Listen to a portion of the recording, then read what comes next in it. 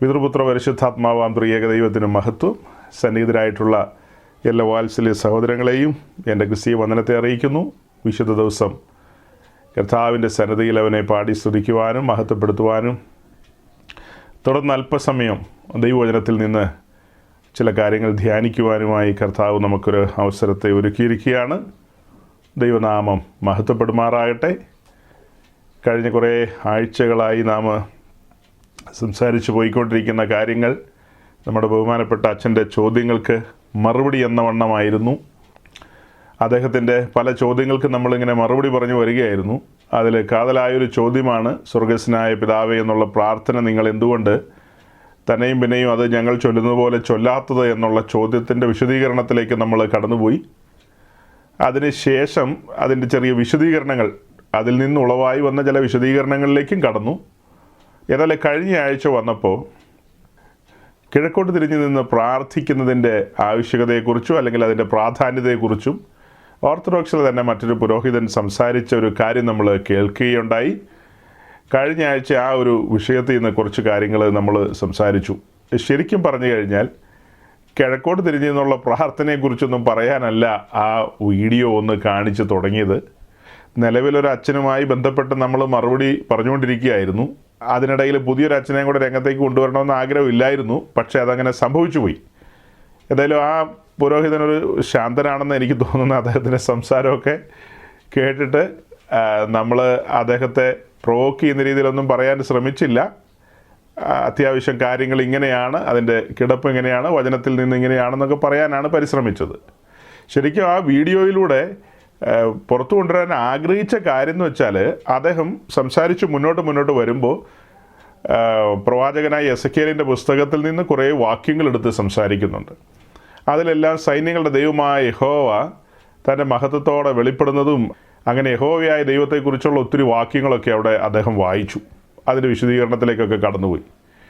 അതായത് ഓർത്തഡോക്സിലൊരു പുരോഹിതൻ യഹോവയായ ദൈവത്തിന് മഹത്വം കൊടുത്തുകൊണ്ട് സംസാരിക്കുന്നു. അത് കഴിഞ്ഞ് നമ്മളൊരു വീഡിയോ യൂട്യൂബിൽ അപ്ലോഡ് ചെയ്ത കൂട്ടത്തിൽ ഇട്ടിരുന്നു. അവരുടെ ഏറ്റവും പ്രധാനപ്പെട്ട അവരുടെ തിയോളജിയൻ എന്ന് പറയുന്ന അവരുടെ ദൈവശാസ്ത്രത്തെയൊക്കെ പരുവപ്പെടുത്തിയെടുത്ത ഈ കാലഘട്ടത്തിലെ അവരുടെ ഒരു പ്രമുഖനായ വ്യക്തിയാണ് ശ്രീമാൻ ഒസ്താത്തിയോസ്. അവരുടെ ഭാഷയിൽ പറഞ്ഞാൽ ഒത്തിരി തൊങ്ങലുകളൊക്കെ ചേർത്ത് വേണം പറയാനായിട്ട്. ഞാൻ അദ്ദേഹത്തെ അങ്ങനെ തൊങ്ങലുകളൊന്നും ചേർത്ത് പറയാൻ ആഗ്രഹിക്കുന്നില്ല. കാരണം യഹോവയായ ദൈവത്തെ കൊല്ലുന്ന ദൈവം എന്ന് വിളിച്ച ഒരു വിദ്വാനെ നമുക്ക്, അദ്ദേഹം മരിച്ചുപോയി, അതിൻ്റെ പ്രായത്തിൻ്റെ എല്ലാ ബഹുമാനവും നമ്മൾ കൊടുക്കുന്നുണ്ട്. പക്ഷേ അദ്ദേഹത്തിൻ്റെ പഠിപ്പീരും സംസാരങ്ങളിൽ നിന്നും അനേക യൗവനക്കാർ, ഓർത്തഡോക്സിലെ യാക്കോബായിലെ അനേകർ യഹോവയായ ദൈവം പിശാചാണെന്ന് പറഞ്ഞ് പഠിപ്പിച്ചുകൊണ്ട് കിടക്കുകയാണ്. നോക്കണം, ഇസ്രായേലിൻ്റെ ദൈവമായ യഹോവ, ആ യഹോവ എന്ന നാമം ഒരിക്കലും അവർ അതരത്തിലെടുത്തിരുന്നില്ല. അവരുടെ എഴുത്തുകളിലൊക്കെ യഹോവ എന്നുള്ള പദം വരും, പക്ഷേ സംസാരത്തിലൊരിക്കലും അവരുടെ അധരത്തിലെടുക്കാറില്ല. അത്ര ഭയഭക്തിയിലാണ് അവർ ആ വാക്ക് ഉപയോഗിക്കുന്നത്. യാഹ്വേ എന്നുള്ള കാര്യം പറയുന്നതിന് പകരം അവർ അധോനായി അല്ലെങ്കിൽ അഡോനായി എന്നുള്ള പദമാണ് ഉപയോഗിക്കാറ്. അപ്പോൾ അതിൻ്റെ ബഹുമാനം നോക്കുക. അവരവരുടെ പ്രമാണങ്ങളൊക്കെ പകർത്തി എഴുതുമല്ലോ ശാസ്ത്രിമാർ.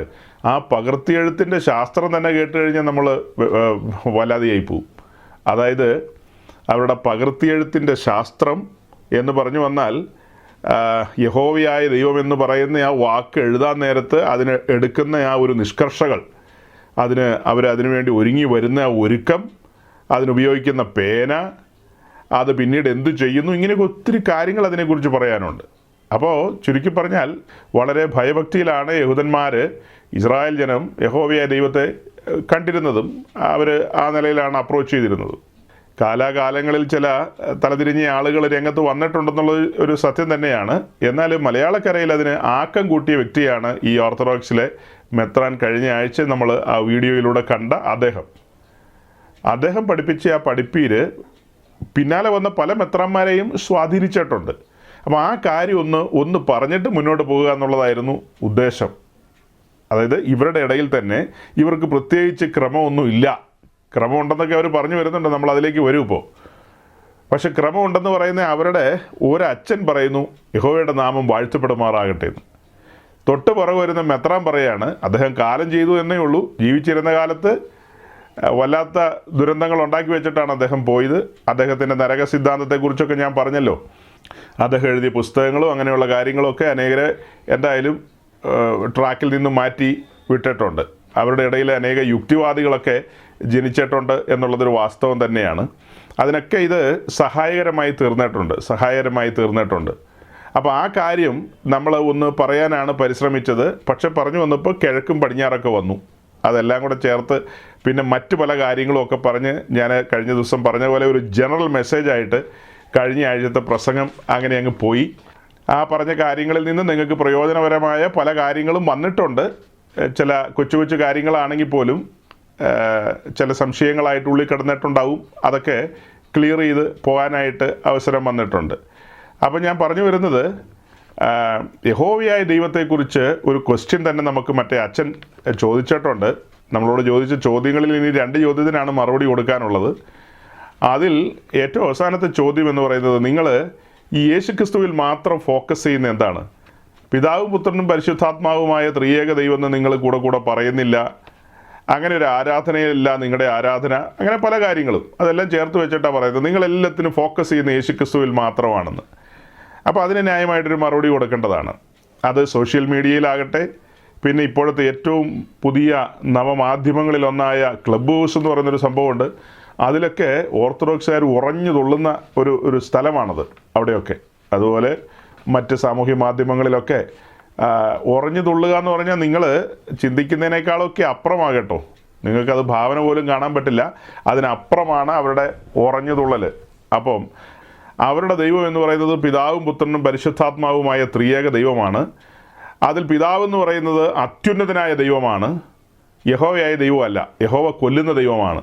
യഹോവ ഒരു പിടിച്ചുപറിക്കാരനും അന്യായക്കാരനും മറ്റുള്ളവൻ്റെ അതിര് മാന്തുന്നവനും എന്നൊക്കെയുള്ള നിലയിലാണ് ഇവരുടെ മെത്രാന്മാർ പഠിപ്പിക്കുന്നത്. അതേസമയം വൈരുദ്ധ്യം എന്തെന്നറിയാവോ? അതിലെ വൈരുദ്ധ്യം, ഇപ്പോഴത്തെ അവരുടെ കാതോലിക്ക അദ്ദേഹം സ്ഥാനമേറ്റെടുക്കുന്ന സമയത്ത്, അതിന് സ്ഥാനാരോഹണം എന്ന് പറയും, ആ സമയത്ത് ടെലിവിഷൻ മാധ്യമങ്ങളൊക്കെ അദ്ദേഹത്തോട് സംസാരിക്കാൻ ചെല്ലുമല്ലോ, അദ്ദേഹത്തിന് ഇൻ്റർവ്യൂ എടുക്കാനൊക്കെ ചെല്ലും. അങ്ങനെ ഇൻ്റർവ്യൂ എടുക്കാനൊക്കെ ചെന്ന സമയത്ത് പല ചാനലുകളിലും അദ്ദേഹം സംസാരിച്ച് ഞാൻ ഇന്നും ഓർക്കുന്നുണ്ട്. യഹോവയായ ദൈവത്തിൻ്റെ കൃപ കൊണ്ടാണ് ഞാൻ ഇങ്ങനെയൊക്കെ എത്തിയിരിക്കുന്നത്, എൻ്റെ കഴിവൊന്നും അല്ലെന്നൊക്കെ പറഞ്ഞ് അദ്ദേഹം സംസാരിക്കുക. അവരുടെ ഏറ്റവും തലപ്പത്തിരിക്കുന്ന ആൾ പറയുകയാണ്, യഹോവയായ ദൈവത്തിൻ്റെ കരുതലും കരുണയൊക്കെ എൻ്റെ മേലുണ്ട്, അതുകൊണ്ടൊക്കെയാണ് ഞാൻ മുന്നോട്ട് വന്നിരിക്കുന്നത് എന്നുള്ള രീതിയിലാണ് പറയുന്നത്. കഴിഞ്ഞ ആഴ്ച നമ്മൾ അപ്ലോഡ് ചെയ്ത മെസ്സേജിൽ ഓർത്തഡോക്സുകാരായ ഒത്തിരി സഹോദരന്മാർ വന്ന് അവരുടെ കമൻസൊക്കെ എഴുതിയിരുന്നു. പലരോടും അതിനുള്ള മറുപടിയൊക്കെ നമ്മൾ കൊടുത്തു. എന്നാൽ ചിലതിനൊന്നും മറുപടി കൊടുക്കാനൊന്നും പോയില്ല. മറ്റ് പല സഹോദരങ്ങളും ആരൊക്കെയാണോ എന്തൊക്കെയാണെന്ന് നമുക്കറിയില്ല, ഇവർക്കൊക്കെ മറുപടി കൊടുക്കുന്നത് കണ്ടു. അതിൽ ഒരു കമൻറ്റ് ഞാൻ നിങ്ങളുടെ മുമ്പിൽ ഒന്ന് വായിച്ച് കേൾപ്പിക്കാനായിട്ട് താല്പര്യപ്പെടുകയാണ്. അതിൽ തോമസ് എന്ന് പറയുന്ന ഒരു അച്ചായൻ എഴുതിയൊരു കമൻ്റാണ്, അല്ലെങ്കിൽ അദ്ദേഹം ഒരു വാക്യം അവിടെ പോസ്റ്റ് ചെയ്തു. ആ വാക്യത്തിൽ എഴുതിയിരിക്കുന്നത്, ആ വാക്യം ഒന്ന് വായിച്ചേ, അല്ലെങ്കിൽ ആ കമൻ്റ് ഒന്ന് വായിച്ചേ എബി. ഞാൻ യഹോവയാകുന്നു, മറ്റൊരുത്തനുമില്ല, ഞാനല്ലാതെ ഒരു ദൈവവുമില്ല, നീ എന്നെ അറിയാതെ ഇരിക്കെ ഞാൻ നിന്റെ അരമുറുക്കിയിരിക്കുന്നു. ഈ വാക്യത്തിലൂടെ പറയുന്നത് യെശയ്യാവിൻ്റെ പുസ്തകത്തിലെ വാക്യമാണ്. ഞാനല്ലാതെ വേറൊരു ദൈവമില്ല, ഞാൻ യഹോവയാകുന്നു, ഞാനാകുന്നവൻ ഞാനാകുന്നു എന്നുള്ളതാണ് പറഞ്ഞു വരുന്നത്. ആ വാക്യം കണ്ട ഓർത്തഡോക്സുകാരന് കോപം എരച്ചു കയറി. അദ്ദേഹം അതിന് പ്രതിവാദമായിട്ട് തൻ്റെ കമൻ്റ് താഴെ ഇട്ടിട്ടുണ്ട് മലയാളത്തിൽ. ഒന്ന് വായിച്ചേ. യഹോവയേക്കാൾ അതിശ്രേഷ്ഠനാണ് പരമശിവൻ, ഞാൻ ദൈവമാണ്, എന്നെ ആരാധിക്കാവൂ, ഇല്ലെങ്കിൽ കൊന്നുകളയുമെന്ന് കൽപ്പിച്ചതില്ല. എങ്ങനെയാ തുടങ്ങി? യഹോവയേക്കാൾ അതിശ്രേഷ്ഠനാണ് പരമശിവൻ. മതി. ഒരു ഓർത്തഡോക്സുകാരൻ പറയാണ് യഹോവയേക്കാളും അതിശ്രേഷ്ഠനാണ് പരമശിവൻ എന്ന്. ഇത് ഒരു ഓർത്തഡോക്സുകാരൻ്റെ ശബ്ദമല്ല. ഓർത്തഡോക്സിലെ യാക്കോബായിലെയും വലിയ പങ്ക് യൗവനസ്ഥരായവരെ വഴിതെറ്റിച്ച് കളഞ്ഞവർ, ഇവരുടെ മെത്രാന്മാർ, ഇവരുടെ അച്ഛന്മാരൊക്കെ കൂടി എല്ലാത്തിനെയും വഴിതെറ്റിച്ചു. നോക്കണം എത്ര ഹീനമായ പദപ്രയോഗമാണ് നടത്തിയിരിക്കുന്നത്. നമ്മളിവരെയൊന്നും അറിയുന്നു പോലുമില്ല. ഒരു വാക്യം കണ്ടിട്ട്, നമ്മുടെ പ്രസംഗത്തോടുള്ള വിയോജിപ്പല്ല, ആ വാക്യത്തോടുള്ള, ആ വചനഭാഗങ്ങളോടുള്ള വിയോജിപ്പ് നിമിത്തം, ദേഷ്യ നിമിത്തം അദ്ദേഹം എഴുതിയിരിക്കുന്നതാണ്. വേറെയും പലതും ഉണ്ട്. ഇപ്പോൾ ഒരെണ്ണം സാമ്പിളിനൊന്ന് കാണിച്ചെന്നേ ഉള്ളൂ. ഇതിപ്പോൾ നമ്മുടെ ആ വീഡിയോയുടെ അടിയിൽ വന്ന കമൻ്റാണ്. അതേസമയം ഫേസ്ബുക്കിൽ നമ്മുടെ സൈറ്റിൽ ഇങ്ങനെയുള്ള കാര്യങ്ങൾ എന്തെങ്കിലും പറഞ്ഞു കഴിഞ്ഞാൽ, യഹോവ എന്നുള്ള പദം ഉപയോഗിച്ച് കഴിഞ്ഞാൽ ഉടനെ യാക്കോബക്കാരും ഓർത്തഡോക്സുകാരും കൂടെ വന്നിട്ട് അതിൽ എല്ലാവരും ആണെന്ന് ധരിക്കരുത് കേട്ടോ. എല്ലാവരും അങ്ങനെ പറയുന്നവരല്ല, എല്ലാ അച്ഛന്മാരും അങ്ങനെ പറയുന്നവരല്ല. ഇപ്പം നമ്മൾ ആ കണ്ട പ്രസംഗത്തിലെ ആ കിഴക്കിൻ്റെ വിഷയത്തെക്കുറിച്ച് പറഞ്ഞ അച്ഛൻ, അദ്ദേഹം എത്ര സൗമ്യമായിട്ടാണ് യഹോവയായ ദൈവത്തെ വാഴ്ത്തി പുകഴ്ത്തിക്കൊണ്ട് സംസാരിക്കുന്നത്. ആ വാക്യങ്ങളൊക്കെ എടുത്ത് ആ ഒരു മര്യാദയിലാണ് അതൊക്കെ ചെയ്യുന്നത്. അതേസമയം ഇവരുടെ പല മെത്രാന്മാരും ഗുണമില്ലാത്ത സ്വഭാവക്കാരാണ്. അവരിൽ നിന്നാണ് ഈ ജനത്തിലേക്ക് സ്വാധീനം കൂടുതൽ വന്നിട്ടുള്ളത്. അച്ഛന്മാരും കാണുമായിരിക്കും, എനിക്കെല്ലാ അച്ഛന്മാരെയും ഒന്നും അറിയില്ല. ഈ മെത്രാന്മാരുടെയൊക്കെ പ്രസംഗങ്ങൾ സോഷ്യൽ മീഡിയയിലും മറ്റ് സാമൂഹ്യ മാധ്യമങ്ങളിലൊക്കെ വന്നിട്ടുള്ളത് കൊണ്ട് നമ്മളത് കണ്ടിട്ടുമുണ്ട്. അതുകൊണ്ടാണ് തലതിരിഞ്ഞ സ്വഭാവത്തിനുടമകളാണ് ഇവരെന്ന് നമ്മൾ പറയാനിടയാകുന്നത്. ഇവരാണ് നമ്മളെ ഉപദേശിക്കാനും ഗുണദോഷിക്കാനും വരുന്നത്. വേദപുസ്തകത്തിൻ്റെ ABCD വർഗത്തിന് അറിയില്ലെന്നുള്ളതാണ് ഇതിലൂടെ തെളിയുന്നത്. ഇവരെന്താ പറയുന്നത്? ഇവരുടെ ദൈവം അത്യുന്നതനായ ദൈവമാണെന്ന്. നമ്മൾ അടുത്ത ദിവസം അച്ഛൻ്റെ മറുപടിക്ക് ഇതെല്ലാം കൊണ്ടുവരുന്നുണ്ട്. അത് ഒരാഴ്ച കൊണ്ട് തീരുമൊന്നുമില്ല. യഹോവയായ ദൈവം പിശാചാണെന്ന് പറയുന്ന ഈ വർഗത്തിന് ഇവർക്കൊരു മറുപടിയും കൊടുക്കേണ്ട കാര്യമില്ല. നരകത്തിലേക്കുള്ള യാത്രയിലാണ് ഇവർ. ഇവർക്ക് മാനസാന്തരം ഉണ്ടാകാൻ വേണ്ടി ജനം പ്രാർത്ഥിക്കുക അല്ലേ? ജീവനുള്ള ദൈവത്തെ അവർ വിളിക്കുന്നത് എന്തെന്നാ? യഹോവയെക്കാളും ശ്രേഷ്ഠനാണ് പരമശിവൻ എന്ന്. അപ്പോൾ പരമശിവൻ ആരാ ഇവർക്ക്? ഇത്തരക്കാരൊക്കെ ആരായിട്ടാണ് വരുന്നത്? ഇവരെ എന്താ ധരിച്ചു വച്ചിരിക്കുന്നത്? നോക്കണം, യാക്കോബായിലെ ഒരു മെത്രാനുണ്ട്. കോട്ടയത്തിനടുത്താണ് അദ്ദേഹത്തിൻ്റെ ആസ്ഥാനവും കാര്യങ്ങളുമൊക്കെ. കോട്ടയത്തെ അവരുടെ മെത്രാനുണ്ട്. അയാൾ യഹോവ പിശാച എന്ന് പറയുന്ന ആളാണ്.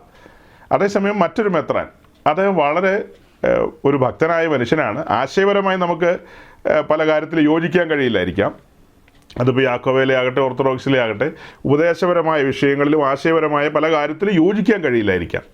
പക്ഷേ ജീവനുള്ള ദൈവത്തെ ഇത്തരത്തിൽ നിന്ദിക്കുന്നത്, അപഹസിക്കുന്നത് ഭയങ്കര ക്രൂരമാണ്. വേറൊരു കൂട്ടക്കാരുടെ ഇടയിലും ഇല്ല പ്രിയരെ. അങ്ങനെ വേറൊരു കൂട്ടക്കാരുടെ ഇടയിൽ നിന്നും ഇങ്ങനത്തെ വാക്കുകൾ കേൾക്കില്ല. കാത്തലിക്സൊക്കെ ഇങ്ങനത്തെ ഒരു പദം പറയില്ല. നമ്മൾ പറയും അവരൊത്തിരി വിഗ്രഹാരാധനയും കാര്യങ്ങളൊക്കെ ചെയ്യുന്നവരാണെന്ന്. അതൊക്കെ വാസ്തവമാണെങ്കിൽ തന്നെയും അവരുടെ വിശ്വാസികളോ അവരുടെ പുരോഹിതന്മാരോ ഒരിക്കലും യഹോവ പിശാചാണെന്ന് പറയുകയോ യഹോവ കൊല്ലുന്ന ദൈവമാണെന്ന് പറയുകയോ ഒന്നും ചെയ്ത ചരിത്രം ഞാൻ കേട്ടിട്ടില്ല. ഇനി എവിടെയെങ്കിലും പറഞ്ഞിട്ടുണ്ടോയെന്ന് എനിക്കറിയില്ല. അങ്ങനെ പ്രമാദമായതും വിവാദമായതുമായ കാര്യങ്ങളൊന്നും ഇങ്ങും കേട്ടിട്ടില്ല. അത് ഈ ഒരു വർഗത്തിൽ നിന്ന് മാത്രമാണ് നമുക്ക് കേൾക്കാൻ കഴിയുന്നത്. ഇവരുടെ ഭയങ്കര റിസർച്ചുകളാണ്. ഇവർ കണ്ടുപിടിക്കുന്ന കണ്ടുപിടുത്തങ്ങളൊക്കെ ചിരിച്ച് മണ്ണ് തപ്പും നമ്മൾ. ഈ 66 പുസ്തകങ്ങളടങ്ങിയ ബൈബിൾ നമ്മുടെ കയ്യിലും അവരുടെ കയ്യിലും അതൊക്കെ തന്നെ ഇരിക്കുന്നത്. അതേസമയം ഗ്രീക്ക് ഓർത്തഡോക്സുകാരുടെ കയ്യിൽ 72 82 അങ്ങനെ എങ്ങാണ്ട് എണ്ണം ഞാൻ മറന്നുപോയി. അപ്പോക്രിഫയേക്കാൾ കൂടുതൽ കാത്തലിക്സിൻ്റെ കയ്യിലിരിക്കുന്ന ബൈബിളിനേക്കാൾ കൂടുതൽ ഈ എണ്ണമുള്ള ബൈബിളാണ് ഗ്രീക്ക് ഓർത്തഡോക്സുകാർ ഉപയോഗിക്കുന്നത്. അതുപോലെ ഓരോരുത്തർക്കും ഇവർക്ക് വ്യത്യാസമുണ്ട്. ഇവരുടെ ഇടയിൽ വലിയ വ്യത്യാസങ്ങൾ ആ കാര്യങ്ങളിലുണ്ട്. എന്നാൽ ഈ പഴയ നിയമം പുതിയ നിയമം കൂടെ ചേർത്ത് വെച്ച് പഠിക്കുമ്പോൾ ഈ പഴയ നിയമത്തിലെ ദൈവത്തെ പുതിയ നിയമത്തിലും പുതിയ നിയമത്തിലെ ദൈവത്തെ പഴയ നിയമത്തിലും ഒക്കെ നമുക്ക് കാണാൻ കഴിയും. അല്ലാതെ രണ്ട് ദൈവങ്ങളെ അല്ല നമ്മൾ വിളിക്കുന്നത്. പഴയ നിയമത്തിലൊരു ദൈവം, പുതിയ നിയമത്തിൽ വേറൊരു ദൈവം, അങ്ങനെയൊന്നുമല്ല. ആ ദൈവം നിറഞ്ഞു നിൽക്കുകയാണ് ചരിത്രത്തിൽ. അതിൻ്റെ ഒരു വിശദീകരണത്തിലേക്കല്ല ഞാനിപ്പോൾ പോകുന്നതെന്നുള്ളതുകൊണ്ട് അതിനുള്ള വാക്യങ്ങൾ എടുക്കുകയോ കൂടുതൽ വിശദീകരണത്തിലേക്കോ കടക്കാൻ തുനിയുന്നില്ല. അത് അടുത്ത ദിവസം നമ്മൾ സംസാരിക്കുമ്പോൾ അത്തരം ഭാഗങ്ങൾ എടുത്തുകൊണ്ട് നമുക്ക് സംസാരിക്കാം. ഇവരുടെ ഒരു മനോഭാവം ഒന്നുകൂടി ഒന്ന് മനസ്സിലാക്കാൻ വേണ്ടിയിട്ട് ഇവരുടെ ഇടയിലൊരു പ്രധാനപ്പെട്ട മെത്രാൻ, ഒരു കാതോലിക്ക മോഹിയായിരുന്ന ഒരു മെത്രാൻ, അദ്ദേഹത്തിന് പദവിയൊന്നും കിട്ടിയില്ല. അങ്ങനെ അദ്ദേഹം തൃശ്ശൂർ ഇരിപ്പുണ്ട്. അദ്ദേഹം ഒരു CPIM-ൻ്റെ മാർക്സിസ്റ്റ് പാർട്ടിയുടെ ഒരു അനുഭാവിയാണ്. അവരുടെ ഒരു പ്രധാനപ്പെട്ട സമ്മേളനത്തിൽ തൃശ്ശൂർ ജില്ലയിൽ നടന്ന ശക്തർ നഗറിൽ നടന്ന ഒരു സമ്മേളനത്തിൽ പ്രസംഗിച്ച ഒരു പ്രസംഗം സാമൂഹ്യ മാധ്യമങ്ങളിൽ വന്നത് നമ്മൾ കണ്ടിരുന്നു. ഒരു സമയത്ത് നമ്മളതിനൊരു മറുപടി കൊടുത്താണ്. മിലിത്തിയോസ് ഇസ്രായേലിനെതിരെ ഹമാസിന് അനുകൂലമായി ഈ പറയപ്പെട്ട രാഷ്ട്രീയ കക്ഷി തൃശ്ശൂർ നടത്തിയ മീറ്റിങ്ങിൽ പ്രസംഗിച്ച ആ പ്രസംഗം നമ്മൾ നമ്മുടെ ഈ സൺഡേ മീറ്റിങ്ങിലാണോ സാറ്റർഡേ മീറ്റിങ്ങിലാണോ ഏതോ ഒരു മീറ്റിങ്ങിൽ അതൊരു സ്പെഷ്യൽ മീറ്റിങ്ങിൽ ആ വീഡിയോ ഭാഗങ്ങൾ കാണിച്ചിട്ട് ഒരു മെസ്സേജ് തയ്യാറാക്കി അദ്ദേഹത്തിൻ്റെ മണ്ടത്തരം എന്ന് പറഞ്ഞാൽ പോരാ, LKG സ്റ്റുഡൻസിനേക്കാളും താഴെക്കിടയിലുള്ള ആശയങ്ങളാണ് അങ്ങേര് പൊക്കിക്കൊണ്ടുവരുന്നത്. ഈ LKG സ്റ്റുഡൻസിനേക്കാളും താഴെക്കിടയിലുള്ള ആശയങ്ങൾ അതിനെല്ലാം ക്ലിയറായിട്ട് മറുപടി, നമ്മൾ മാത്രമല്ല അനേകർ അതിനൊക്കെ മറുപടി കൊടുത്തിട്ടുണ്ട്. നമ്മളും അതിൻ്റെ ഭാഗമായി നിന്നുകൊണ്ട് ഒരല്പം കാര്യങ്ങൾ വിശദീകരിച്ചിരുന്നു അന്ന്. ഇദ്ദേഹത്തിൻ്റെ ഇസ്രായേലും യഹൂദയും തമ്മിലുള്ള താരതമ്യ പഠനവും അതിനെക്കുറിച്ച് പറയുന്നതും പിന്നെ യഹോവയായ ദൈവത്തെക്കുറിച്ച് പറഞ്ഞതും അതെല്ലാം മറുപടികൾ പറയേണ്ട കാര്യങ്ങളായിരുന്നു കൊണ്ടാണ് അന്നങ്ങനെ പറഞ്ഞത്. കാരണം അനേകരെ ഇവരൊക്കെ വഴിതെറ്റിക്കും. അദ്ദേഹം പറയുന്ന ആ ഒരു ആശയം, യഹോവയായ ദൈവത്തെക്കുറിച്ചുള്ള അദ്ദേഹത്തിൻ്റെ വീക്ഷണം ജസ്റ്റ് ഒന്ന് നിങ്ങളെ ഒന്ന് കാണിക്കുകയാണ് ഞങ്ങൾ. ഒരു അല്പസമയം, 2 മിനിറ്റോ 3 മിനിറ്റേ ഉള്ളൂ. ആ വീഡിയോ നിങ്ങളൊന്ന് കണ്ടാലും. അബ്രഹാമിനെ വിളിക്കുമ്പോൾ സഞ്ചാരികളായിട്ടാണ് വിളിക്കുന്നത്. ഞങ്ങൾ പഠിക്കുന്ന ആളുകൾ പറയും സെമി നൊമാഡിക് കമ്മ്യൂണിറ്റി എന്ന്. അർത്ഥദേശാന്തരികളാണ്, എങ്ങും പാർക്കാൻ അവർക്ക് അവകാശമില്ല.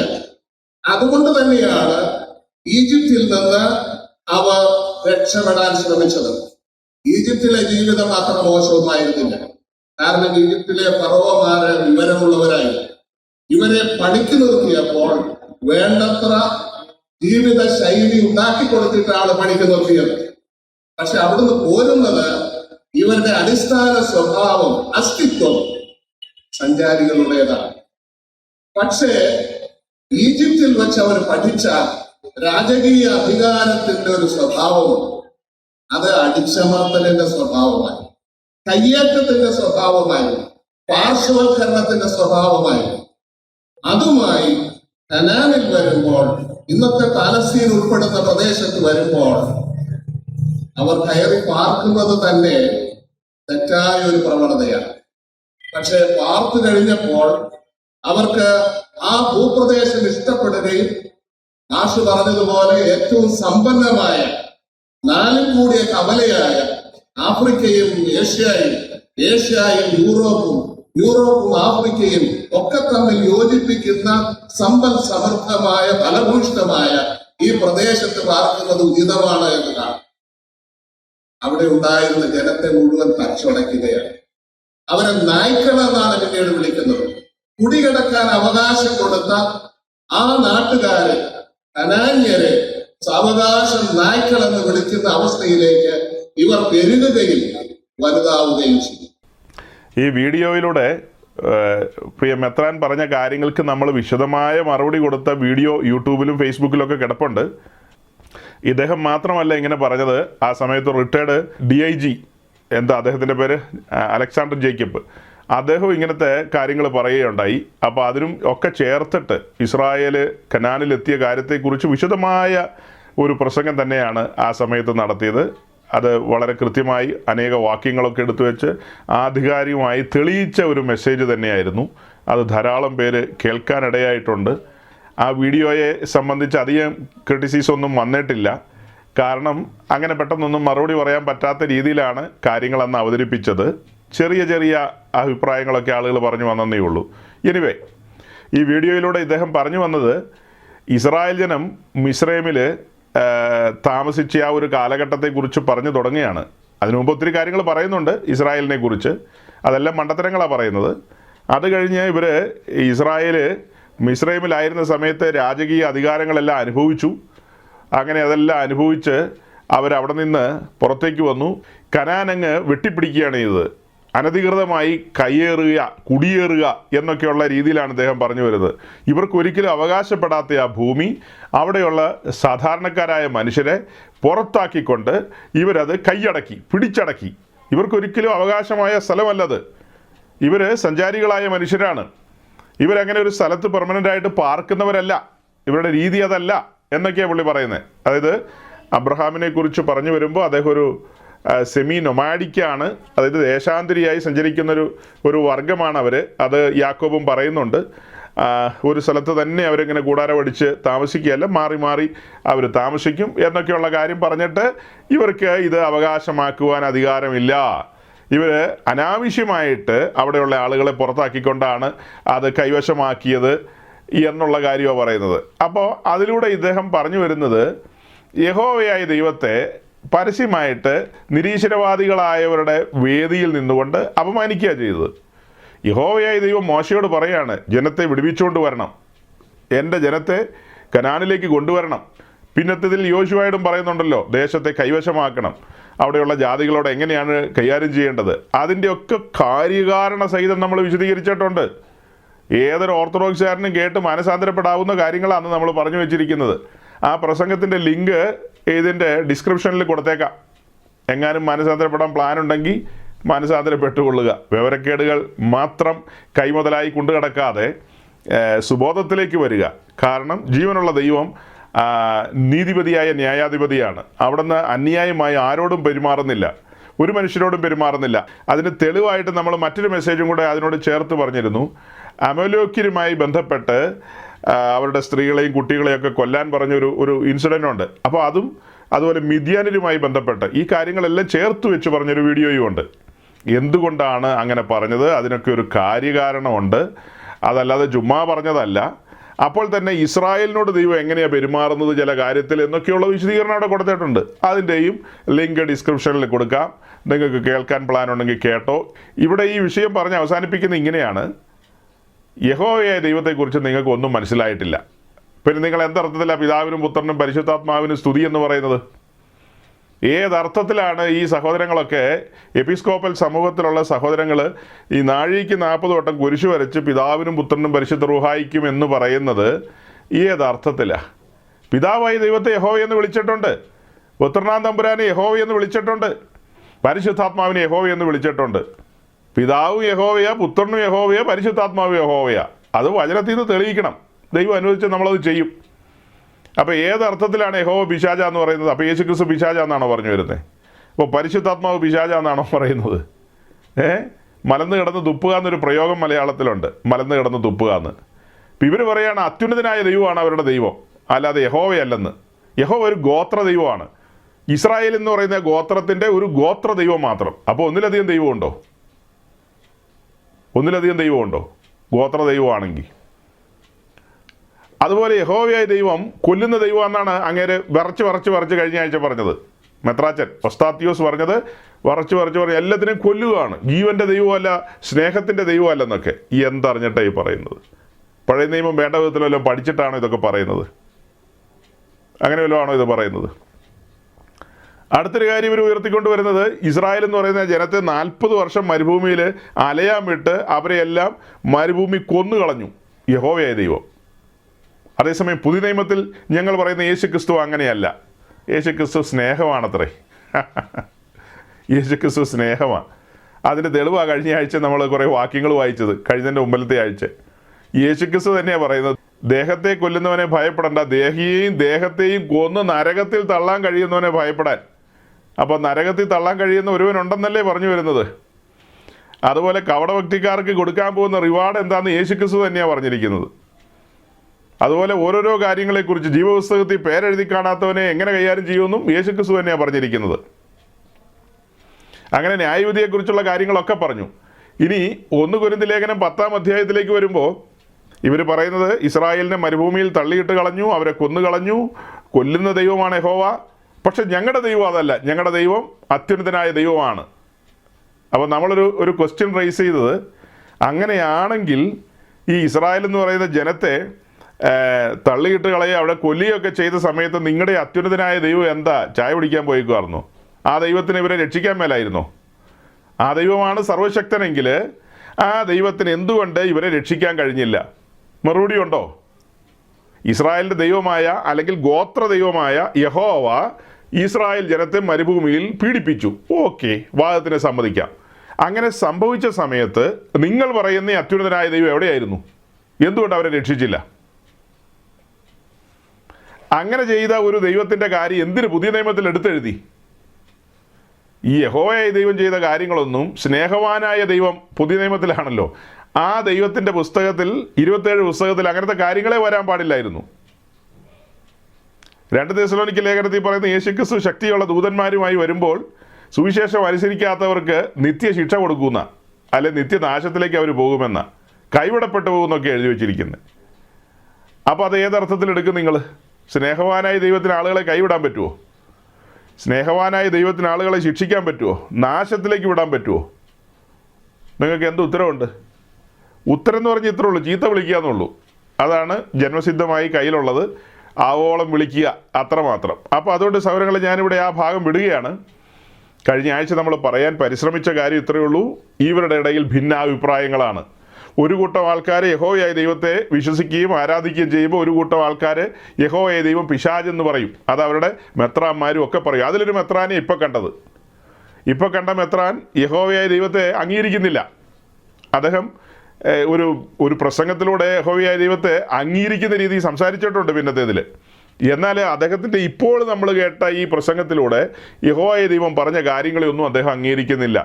ഇസ്രായേലിനെ വിടുവിച്ച് കനാനിൽ കൊണ്ടുപോയതും പാലും തേനും ഒഴുകുന്ന ദേശം അവർക്ക് ശാശ്വത അവകാശമായി കൊടുത്തതും, അതുപോലെ അബ്രഹാമിനോട് പറഞ്ഞ ആ ഒരു ഈ ടെറിട്ടറി ഉണ്ട് അല്ലേ, അബ്രഹാമിനോട് പറഞ്ഞൊരു അതിരുണ്ട്, ഇന്ന സ്ഥലം മുതൽ ഇന്ന സ്ഥലം വരെ എന്ന്. മെഡിറ്ററേനിയൻ സീ മുതൽ നദി വരെ, അതായത് യൂഫ്രട്ടീസ് ടൈഗ്രീസ് നദി വരെയുള്ള ആ ഒരു നീണ്ട പ്രദേശം, അത് അബ്രഹാമിനോട് വാക്ക് പറഞ്ഞിരിക്കുന്നതാണ് അല്ലേ. ഗ്രേറ്റർ ഇസ്രായേൽ, ആ ഗ്രേറ്റർ ഇസ്രായേൽ ഇതുവരെ കിട്ടിയിട്ടില്ല, അതിലേക്ക് പോകും. അത് ഇപ്പോഴൊന്നുമല്ല, അത് 1000 ആണ്ട് വാഴ്ചയിലേ നടക്കത്തുള്ളൂ. അതുവരെ ഇതൊക്കെ ഇങ്ങനെ തട്ടിമുട്ടിയൊക്കെ പോകും. എനിവേ, അതൊക്കെ യഹോവയായ ദൈവം പറഞ്ഞ കാര്യങ്ങളാണ്. അപ്പോൾ ഇസ്രായേൽ കടന്നുകയറ്റക്കാരാണ്, അവരത് ഇപ്പോൾ തൽക്കാലം പിടിച്ചു വെച്ചിരിക്കുന്നതാണെന്ന് പറഞ്ഞാൽ യെശയ്യാവ്, ഇരമ്യാവ്, യെസക്കിയേൽ, പിന്നെ ഏതാ ഏറ്റവും പ്രധാനപ്പെട്ട 3 പ്രവാചകന്മാരാണ് അവർ. ഏറ്റവും പ്രധാനപ്പെട്ട 3 പ്രവാചകന്മാർ. ഇസ്രായേൽ ചിതറിപ്പോകുമെന്നും ചിതറിപ്പോകുന്ന ഇസ്രായേൽ പിന്നത്തേത് മടങ്ങി വരുമെന്നൊക്കെ പ്രവചിച്ചു വെച്ച പ്രവാചകന്മാരാണ് അവർ. ഇസ്രായേൽ പർവ്വതങ്ങളോട് ഒരുങ്ങാൻ പറഞ്ഞതും, അതുപോലെ യെസക്കിയേലല്ലേ പറഞ്ഞേ അസ്ഥി താഴ്വരെ കിടക്കുന്ന അസ്ഥികളൊക്കെ ജീവിച്ചു വരുന്ന കാര്യം, അതെല്ലാം യെസക്കിയേലാണ് പ്രവചിച്ചത്. അസ്ഥി താഴ്വരയിൽ കിടക്കുന്ന അസ്ഥികൾക്ക് ജീവൻ വെക്കുന്നതും ഒരു സൈന്യമായി എഴുന്നേൽക്കുന്നതും അവർ ഇസ്രായേൽ പർവ്വതത്തിലേക്ക് വരുന്നതൊക്കെ യെസക്കിയേലാണ് പ്രവചിച്ചത്. അപ്പോൾ ഇവർ പറയുന്ന ഈ പ്രവാചകന്മാരെ ഒന്നും ഇവർ അംഗീകരിക്കുന്നില്ലേ? അവരല്ലേ യഹോവയുടെ പ്രവാചകന്മാരാ. അപ്പോൾ ഇവർക്ക് പ്രവാചകന്മാരൊന്നുമില്ലേ? ഈ പഴയ നിയമത്തിൽ പറയുന്ന പ്രവാചകന്മാരെല്ലാം യഹോവയുടെ പ്രവാചകന്മാരാ. നിങ്ങൾ എവിടെയെങ്കിലുമൊക്കെ ഒന്ന് മനസ്സിൽ കുറിച്ച് വെക്കണം കേട്ടോ. ജ്ഞാനികളെന്ന് പറഞ്ഞ് ഇവർ മൂടന്മാരായി പോവുകയാണ്, മരമണ്ടന്മാരായി പോവുകയാണ്. ഇവർ പറയുന്നത് പഴയ നിയമത്തിൽ അവരുടെ ദൈവം അത്യുന്നതനായ ദൈവമാണ്. ഓക്കെ, ആ ദൈവം രംഗത്ത് കൊണ്ടുവന്ന ഒരു പ്രവാചകൻ്റെ പേര് പറയാവോ? ഒരൊറ്റ പ്രവാചകൻ്റെ പേര്, ഒറ്റ ഒരുത്തിൻ്റെ പേര് പോലും പറയാനില്ലല്ലോ. അതേസമയം ഞങ്ങൾ പറയുന്ന ഞങ്ങളുടെ ദൈവമായ യഹോവ താൻ വിളിച്ചിറക്കിയ പ്രവാചകനാണ് മോശ. അതുപോലെ തന്നെ പിന്നീട് അങ്ങോട്ട് അസംഖ്യം പ്രവാചകന്മാർ. തൻ്റെ ദാസനാണ് അബ്രഹാം, ഇസഹാക്ക്, യാക്കോബ്. യഹോവയായ ദൈവത്തിൻ്റെ ദാസനാണ് അബ്രഹാമും ഇസഹാക്ക് യാക്കോബും ഒക്കെ. അതുപോലെ പിന്നിലേക്കും പോയി കഴിഞ്ഞാൽ പറയാനില്ലേ, നോഹയെക്കുറിച്ച് പറയാനില്ലേ? നോഹയും കുടുംബം യഹോവയുടെ നാമത്തിൽ ആരാധിച്ചത് അല്ലേ? നോഹയുടെ പുത്രന്മാർ ആരാധിച്ചത് യഹോവയുടെ നാമത്തിലാണ്, അത്യുന്നതൻ്റെ നാമത്തിലല്ല. ജനം വഞ്ചിക്കപ്പെടുക സഹോദരങ്ങളെ, ജനത്തെ പച്ചയ്ക്ക് വഞ്ചിക്കുകയാണ്. ദൈവകോപം അവരുടെ മേൽ വരുവാൻ പാകത്തിന് ഈ നടത്തിപ്പുകാരെന്ന് പറയുന്നവർ, ഈ ശുശ്രൂഷകരെന്നൊക്കെ പറഞ്ഞ് തൊപ്പി പപ്പാസൊക്കെ ആയിട്ട് നടക്കുന്ന ആളുകൾ വഞ്ചനയുടെ സ്വരമാണ് അവർ പുറപ്പെടുവിക്കുന്നത്. ഇനി അധികം സംസാരിക്കുന്നില്ല ആ കാര്യത്തിൽ നിന്ന്. അത് നമുക്ക് പിന്നീട് വിശദമാക്കേണ്ടതുള്ളതുകൊണ്ട് അതിൽ നിന്ന് അധികം സംസാരിക്കാൻ തുനിയുന്നില്ല. ആ ഭാഗം നമുക്ക് വിടാം. ഇതിനിടയിൽ ചില സഹോദരങ്ങൾ അവിടെ ദീർഘമായി അവരുടെ ആശയങ്ങൾ കമൻറ്റ് സെക്ഷനിൽ എഴുതിയിരുന്നു നമ്മുടെ കഴിഞ്ഞ ആഴ്ചത്തെ വീഡിയോയുടെ അടിയിൽ. അതിൽ ഒരു പ്രധാനപ്പെട്ട കാര്യത്തിന് ചെറുതായൊരു മറുപടി പറയണമെന്ന് എനിക്കൊരു ചിന്ത വന്നു. അതിങ്ങനെയാണ്, അതായത് അവരുടെ ഓർത്തഡോക്സ് പാരമ്പര്യത്തെക്കുറിച്ചും വിശ്വാസത്തെക്കുറിച്ചൊക്കെ ഇങ്ങനെ വാദോരാതെ സംസാരിച്ചു വരികയാണ്, പല പല കാര്യങ്ങളും പറയുകയാണ്. അങ്ങനെ പറഞ്ഞു വന്നിട്ട് ഒരു പരിഹാസ രൂപേണ നമ്മുടെ നേരെ തിരിഞ്ഞുകൊണ്ട് പറയാണ്, നിങ്ങൾക്ക് ചരിത്രം പറയാൻ വല്ലതും ഉണ്ടോ? എന്തെങ്കിലും പിതാക്കന്മാരെക്കുറിച്ചോ ക്രിസ്ത്യാനിത്വത്തെക്കുറിച്ചോ എന്തെങ്കിലുമൊക്കെ പറയാനുണ്ടോ? കേവലം 1901 മാത്രം ആരംഭിച്ച ഒരു പ്രസ്ഥാനമാണല്ലോ നിങ്ങളുടേത് എന്നാണ് പറഞ്ഞു വരുന്നത്. ഇതാദ്യമായിട്ടൊരാൾ പറഞ്ഞ കാര്യമല്ല സഹോദരങ്ങളെ. സാമൂഹ്യ മാധ്യമങ്ങളിലൂടെ ഈ പറയപ്പെട്ട കൂട്ടങ്ങളിൽപ്പെട്ട എല്ലാവരും പറയുന്ന കാര്യമാണ്. എപ്പിസ്കോപ്പൽ സമൂഹത്തിലെ ചാവേറുകളായ ഒത്തിരി പേരിപ്പോൾ സാമൂഹ്യ മാധ്യമങ്ങളിൽ ഇങ്ങനെ നിറഞ്ഞു നിൽപ്പുണ്ട്. അവർ അധിക്ഷേപിക്കുക, പരിഹസിക്കുക എന്നൊക്കെയുള്ളതാണ് അവരുടെ ലക്ഷ്യം. അതേസമയം നമ്മൾ ഓരോരോ കാര്യം പറയുന്നത് വചനം എടുത്തു വെച്ചിട്ടാണ്. നിങ്ങൾ ചെയ്യുന്ന കാര്യം വിശുദ്ധ തിരുവഴുത്തിന് നിരക്കുന്നതല്ല എന്ന് പറഞ്ഞാൽ അതിന് റെഫറൻസ് കൊടുക്കും, അതിൻ്റെ തെളിവ്, അതിൻ്റെ പ്രൂഫ് എല്ലാം കൊടുത്തുകൊണ്ടാണ് നമ്മൾ സംസാരിക്കാറ്. അല്ലാതെ ചുമ്മാ ആ ഒരു സമൂഹത്തെ അടച്ചാക്ഷേപിക്കാൻ പോവുകയല്ല. അങ്ങനെ ഒരിക്കലും ചെയ്യാൻ പാടില്ല. അതല്ല നമ്മുടെ രീതി. നമ്മൾ അതിൻ്റെ കാര്യങ്ങൾ പറയുകയാണ്. ഇപ്പോൾ ഇവിടെയും തന്നെ നമുക്ക് ഉത്തരവാദിത്വമുണ്ട്. ആ ഉത്തരവാദിത്വത്തിൽ ഇരുന്നു കൊണ്ടാണ് സംസാരിക്കുന്നത്. ഏതെങ്കിലും ഊമക്കത്ത് അയക്കുന്ന രീതിയുണ്ടല്ലോ, അതുപോലത്തെ ഒരു കാര്യമല്ല ഇത്. ഇത് നമ്മളുടെ ഒരു ചർച്ചിൻ്റെ പ്ലാറ്റ്ഫോമാണ്. ആ പ്ലാറ്റ്ഫോമിൽ നമ്മൾ വചനം പഠിച്ചുകൊണ്ടിരിക്കുന്ന ആളുകളായിരുന്നു. അതിനിടയിലാണ് അവിചാരിതമായിട്ട് ഇങ്ങനെ ബഹുമാന്യനായ പുരോഹിതനോടുള്ള ബന്ധത്തിൽ ഇങ്ങനെ ഒരു സംസാരമൊക്കെ വന്നത്. അത് നമ്മൾ ആരോഗ്യപരമായി എടുക്കുകയാണ്. അതിലൂടെ നമുക്ക് ഒത്തിരി കാര്യങ്ങൾ പഠിക്കാൻ പറ്റി. അല്ലെങ്കിൽ നമ്മൾ ഒരിക്കലും ശ്രദ്ധിക്കാതെ വിട്ടുകളയുമായിരുന്ന ഒത്തിരി കാര്യങ്ങളിലേക്ക് ശ്രദ്ധ ഊന്നാൻ പറ്റി. അതിനൊക്കെ മറുപടി പറയാൻ പറ്റി. അത് അവരുടെ ഇടയിലുള്ള ആളുകൾക്കും കേൾക്കാൻ മനസ്സുള്ളവർക്ക് പ്രയോജനമാണ്. നമ്മുടെ ഇടയിലുള്ള ആളുകൾക്കും ആ വിഷയങ്ങൾ അറിയാതിരുന്നവർക്ക് അതൊക്കെ പ്രയോജനമാണ്. അതുകൊണ്ടാണ് അങ്ങനെയൊക്കെ നമ്മൾ പറഞ്ഞു പോയത്. അപ്പം എപ്പോഴും നമ്മൾ ആ പ്രതിപക്ഷ ബഹുമാനം കീപ്പ് ചെയ്തുകൊണ്ട് തന്നെയാണ് സംസാരിക്കാൻ ഉത്സാഹിക്കുന്നത് എല്ലായ്പ്പോഴും. അപ്പോൾ ഇവിടെ ആ സഹോദരൻ്റെ ചോദ്യം ഞാൻ പറഞ്ഞു, ഒരാളുടെ മാത്രമല്ല അനേകരുടെ ചോദ്യമാണത്. നിങ്ങൾ 1905-ലോ 1-ലോ ഒക്കെ ഉണ്ടായി വന്ന ആളുകളല്ലേ, നിങ്ങൾക്ക് എന്ത് പാരമ്പര്യം പറയാനുണ്ട്, നിങ്ങൾക്ക് എന്തു പറയാനുണ്ടെന്നൊക്കെയാണ് അവർ ചോദിച്ചു വരുന്നത്. അതിനുള്ള മറുപടി പറഞ്ഞു കഴിഞ്ഞാൽ ഇത്രയേ ഉള്ളൂ. ക്രിസ്തീയ സഭ ആരംഭിച്ചത് 1901-ലാണോ? ആണോ? ഏകദേശം AD 30 ആരംഭിച്ച ക്രിസ്തീയ സഭ പരിശുദ്ധാത്മാവിൻ്റെ നിയന്ത്രണത്തിൽ താൻ തിരഞ്ഞെടുത്ത അപ്പോസ്തലന്മാരിലൂടെ തൻ്റെ ശുശ്രൂഷകന്മാരിലൂടെ അതിനെ ചലിപ്പിച്ചുകൊണ്ടിരുന്നു. അങ്ങനെ ആദ്യത്തെ ഒരു നൂറ്റാണ്ട് കഴിഞ്ഞു, പിന്നെ 2-ാം നൂറ്റാണ്ട് വന്നു, 3-ാം നൂറ്റാണ്ട് വന്നു, പിന്നീട് ചരിത്രത്തിൽ ഒത്തിരി ഗതിവിഗതികൾ വന്നു, മാറ്റങ്ങൾക്ക് വിധേയമായി. വേദ പണ്ഡിതന്മാർ പഠിപ്പിക്കുന്നത് പോലെ പിന്നീട് സഭ പതിയെ ഇരുളിലേക്ക് കടന്നു. അങ്ങനെ ഇരുളിലേക്ക് കടന്ന സഭ മെല്ലെ മെല്ലെ ലോകമയത്വത്തിൽ മുങ്ങി. പിന്നെ അതിൻ്റെ രീതികൾ സമ്പ്രദായങ്ങളൊക്കെ നമ്മൾ കേട്ടിട്ടും അറിഞ്ഞിട്ടും ഉള്ളവരാണ്. ഇനി പിന്നെ പ്രത്യേകിച്ച് അത് പറയാനില്ല. ഇത്രയും വാക്കുകൾ കൊണ്ട് അതങ്ങനെ അങ്ങ് നിർത്തുകയാണ്. അല്ലെങ്കിൽ ഇത്രയും വാക്കുകൾ പറഞ്ഞതിൽ നിന്ന് നിങ്ങൾക്ക് കാര്യം മനസ്സിലായി കാണുമല്ലോ. അങ്ങനെ മുൻപോട്ട് പോയിരുന്ന ആ ഒരു സമൂഹം, അതിനിടയിൽ ഞാൻ നേരത്തെ പറഞ്ഞിട്ടുണ്ട്, ഈ ആദ്യത്തെ 3 നൂറ്റാണ്ട് കഴിഞ്ഞിട്ട് സഭ ഇങ്ങനെ പതിയെ അതിൻ്റെ സ്വഭാവത്തിൽ മാറ്റം വരുത്തി. ക്രിസ്ത്യനോസ് ഇതിലേക്ക് കടന്നു വന്നതും അതിനോടനുബന്ധിച്ചുണ്ടായ വലിയ മാറ്റങ്ങൾ, ആ മാറ്റങ്ങൾ സഭയെ രാജകീയ മതമാക്കി മാറ്റി. അതുപോലെ പീഡനത്തിലൂടെ കടന്നുപോയൊരു സമൂഹമായിരുന്നു. അത് പിന്നെ ഒരു റോയൽ റിലീജിയനായിട്ട് മാറി, രാജാവിൻ്റെ മതമായിട്ട് മാറി. ഇതൊക്കെ നമുക്കറിയാവുന്ന കാര്യമാണ്. എന്നാൽ ആ സമയത്ത് ഇതിനോടൊന്നും യോജിക്കാതെ ഒരു മൈനോറിറ്റി മാറി നടന്നിട്ടുണ്ടെന്നാണ് നമ്മൾ കേൾക്കുന്നത്. ഒരു മൈനോറിറ്റി ഇതിലൊന്നും ചേരാതെ മാറി നടന്നിട്ടുണ്ട്. ഒരു ശേഷിപ്പ്, വേരറ്റ് പോകാതെ എന്ന് പറഞ്ഞതുപോലെ ഒറ്റയും തെറ്റയായിട്ട് അവിടങ്ങളിലൊക്കെ ആളുകൾ ആ ലഭിക്കപ്പെട്ട അപ്പോസ്തോലിക പാരമ്പര്യം, അപ്പോസ്തലന്മാരാൽ വെളിപ്പെട്ട് കിട്ടിയ വെളിപ്പാടുകളൊക്കെ മുറുകെ പിടിച്ചുകൊണ്ട് ആളുകൾ അങ്ങിങ്ങായിട്ട്, അതാ പറഞ്ഞ വളരെ തുച്ഛമായി നാമമാത്രമായ ആളുകൾ പിന്നീട് അവരുടെ ആ യാത്ര മുൻപോട്ട് എത്രത്തോളം എന്ന് നമുക്ക് ചരിത്രത്തിൽ അറിയില്ല. അതിനുള്ള ചരിത്രങ്ങളില്ല. കാരണം അന്ന് ചരിത്രം ചമയ്ക്കുന്നത് അന്നുണ്ടായിരുന്ന സഭയെന്ന് പറയുന്ന കത്തോലിക്ക സഭയാണ്. ലോകം മുഴുവനും നിറഞ്ഞു നിൽക്കുന്ന കത്തോലിക്ക സഭയാണ് അന്ന് ചരിത്രം സൃഷ്ടിച്ചുകൊണ്ടിരുന്നത്. അവർ സൃഷ്ടിച്ച ചരിത്രത്തിൽ നിന്നൊക്കെയാണ് ചില കാര്യങ്ങൾ നമുക്ക് മനസ്സിലാക്കാൻ കഴിയുന്നത്. അല്ലാതെ സാധാരണക്കാരായ ആളുകൾക്ക് ചരിത്രം ചമയ്ക്കാൻ പറ്റുമോ? കാരണം ലോക ഭരണവും മതപരമായ ഭരണവും രണ്ടും ഒരു കൈക്കീഴിലേക്ക് വരികയാണ്. ആരെയും കൊല്ലാനും എന്തും ചെയ്യാനുള്ള അധികാരമുള്ള ആളുകളാണ്. അപ്പോൾ അവരുടെ മുമ്പിൽ ആരും ഒന്നും ചെയ്യാൻ പോവില്ല. ആരാ ചരിത്രം എഴുതാൻ പോകുന്നത്? ബൈബിളൊന്ന് ട്രാൻസ്ലേറ്റ് ചെയ്യാൻ പോയ ജോൺ ഹസിനും വില്യം ടുൻഡെയിലിനും ഒക്കെ എന്താ പറ്റിയെന്ന് നിങ്ങൾക്ക് അറിയാവോ? അവരെയൊക്കെ കത്തിച്ച് കളയായത്. കത്തോലിക്ക സഭ കത്തിച്ച് ചാരമാക്കി ടൈബർ നദിയിൽ ഒഴുക്കി എന്നൊക്കെയാണ് പറയുന്നത്. അവരെയൊക്കെ കത്തിച്ച് ചാരമാക്കി. അപ്പോൾ അങ്ങനെയുള്ള ഒരു സമൂഹം, രാജാക്കന്മാരെ വാഴിക്കുന്നതും ഇറക്കുന്നതും ഒക്കെ പോപ്പായിരുന്നു അന്നത്തെ കാലത്ത്. പോപ്പിനെ കുറിച്ചൊക്കെ പറഞ്ഞു കഴിഞ്ഞാൽ 264 മാർപ്പാപ്പന്മാരെന്ന് പറയുന്ന പുസ്തകം വായിച്ചാൽ നിങ്ങൾക്ക് ഇതുവരെ ജീവിതത്തിൽ തലക്കറങ്ങിയിട്ടില്ലെങ്കിൽ ഒന്ന് തലക്കറങ്ങാൻ പറ്റിയൊരു പുസ്തകം അത്. തലക്കറക്കുന്ന കേട്ടിട്ടില്ലേ? അങ്ങനെ ജീവിതത്തിലൊന്നും തലക്കറങ്ങിയിട്ടില്ലെങ്കിൽ തലക്കറങ്ങാൻ പറ്റിയൊരു പുസ്തകമാണ്. ഒന്ന് വായിച്ചാൽ മതി, ഞെട്ടി തെറിച്ചു പോവും. 264 മാർപ്പാപ്പന്മാർ. ഇപ്പോൾ 265, 66, ഇപ്പോൾ 266ാമത്തെ മാർപ്പാപ്പയായിരിക്കുന്നത്. എനിവേ എന്തുവാകട്ടെ, അങ്ങനെ ക്രിസ്തീയ സഭ മുൻപോട്ട് പോയപ്പോൾ 1901 ഞാൻ മറുപടി കൊടുക്കുക കേട്ടോ, നിങ്ങൾ കേൾക്കണം. 1901 നിങ്ങൾ ഉണ്ടായെന്ന് ചോദിച്ച ആൾക്ക് മറുപടി കൊടുക്കുന്ന ഭാഗമായിട്ട് ഈ പറഞ്ഞു വരുന്നത്. അപ്പോൾ അങ്ങനെ ക്രിസ്തീയ സഭ മുൻപോട്ട് പോയി ഏകസഭയായിട്ട് നിൽക്കുന്നു. എന്നാൽ അതിന് 2 നേച്ചറുണ്ട്. അതിന് പാശ്ചാത്യം പൗരസ്ത്യം എന്ന് പറയുന്ന 2 നേച്ചറുണ്ടെന്നുള്ളൊരു സത്യമാണ്. എന്നാൽ മൊത്തത്തിൽ ഏകസഭ എന്നുള്ള നിലയിൽ തന്നെയാണ് മുൻപോട്ട് പോകുന്നത്. അതിൻ്റെ തലപ്പത്തേക്ക് ആ ഒരു സമയത്ത് പോപ്പ് തന്നെ, പാത്രിയാർക്കയൊക്കെ ഉണ്ടെന്ന് പറഞ്ഞാൽ പോലും പാത്രിയാർക്കി ഒന്നുമല്ല പോപ്പിൻ്റെ മുമ്പിൽ. കാരണം കൈസർമാരെല്ലാം പോപ്പിൻ്റെ കീഴിലല്ലേ ഇരിക്കുന്നത്. രാജഭരണങ്ങളെല്ലാം നിയന്ത്രിക്കുന്ന അദ്ദേഹമാണ്. അതുകൊണ്ട് പാത്രിയാർക്കന്മാർക്കൊന്നും ഉള്ള ആ ഒരു അധികാരമൊന്നുമല്ല ഇദ്ദേഹത്തിൻ്റെ കയ്യിലിരിക്കുന്നത്. ഇദ്ദേഹത്തിൻ്റെ കയ്യിൽ കൂടിയ അധികാരങ്ങളൊക്കെയാണ് ഇരിക്കുന്നത്. ഏകദേശം AD 800 ആയപ്പോഴത്തേക്കും ഈ പാശ്ചാത്യം പൗരസ്ത്യമൊക്കെ തമ്മിൽ വലിയ യുദ്ധം തന്നെ നടന്നു. 1054 ആദ്യത്തെ പിളർപ്പ് സംഭവിക്കുകയാണ്, ക്രിസ്തീയ സഭയിലെ ആദ്യത്തെ പിളർപ്പ്. 1054 1054 ആദ്യത്തെ പിളർപ്പ്, ക്രിസ്തീയ സഭയിലെ പിളർപ്പ് സംഭവിക്കുന്നത്. അന്ന് പോപ്പ് ഈ പറയപ്പെട്ട കൂട്ടരെ, ഈ പൗരസ്ത്യ കൂട്ടരെ, ഓർത്തഡോക്സുകാരെന്ന് പറയുന്ന ഇവരെ മഹറോൻ ചൊല്ലി പുറത്താക്കി വിട്ടതാണ്.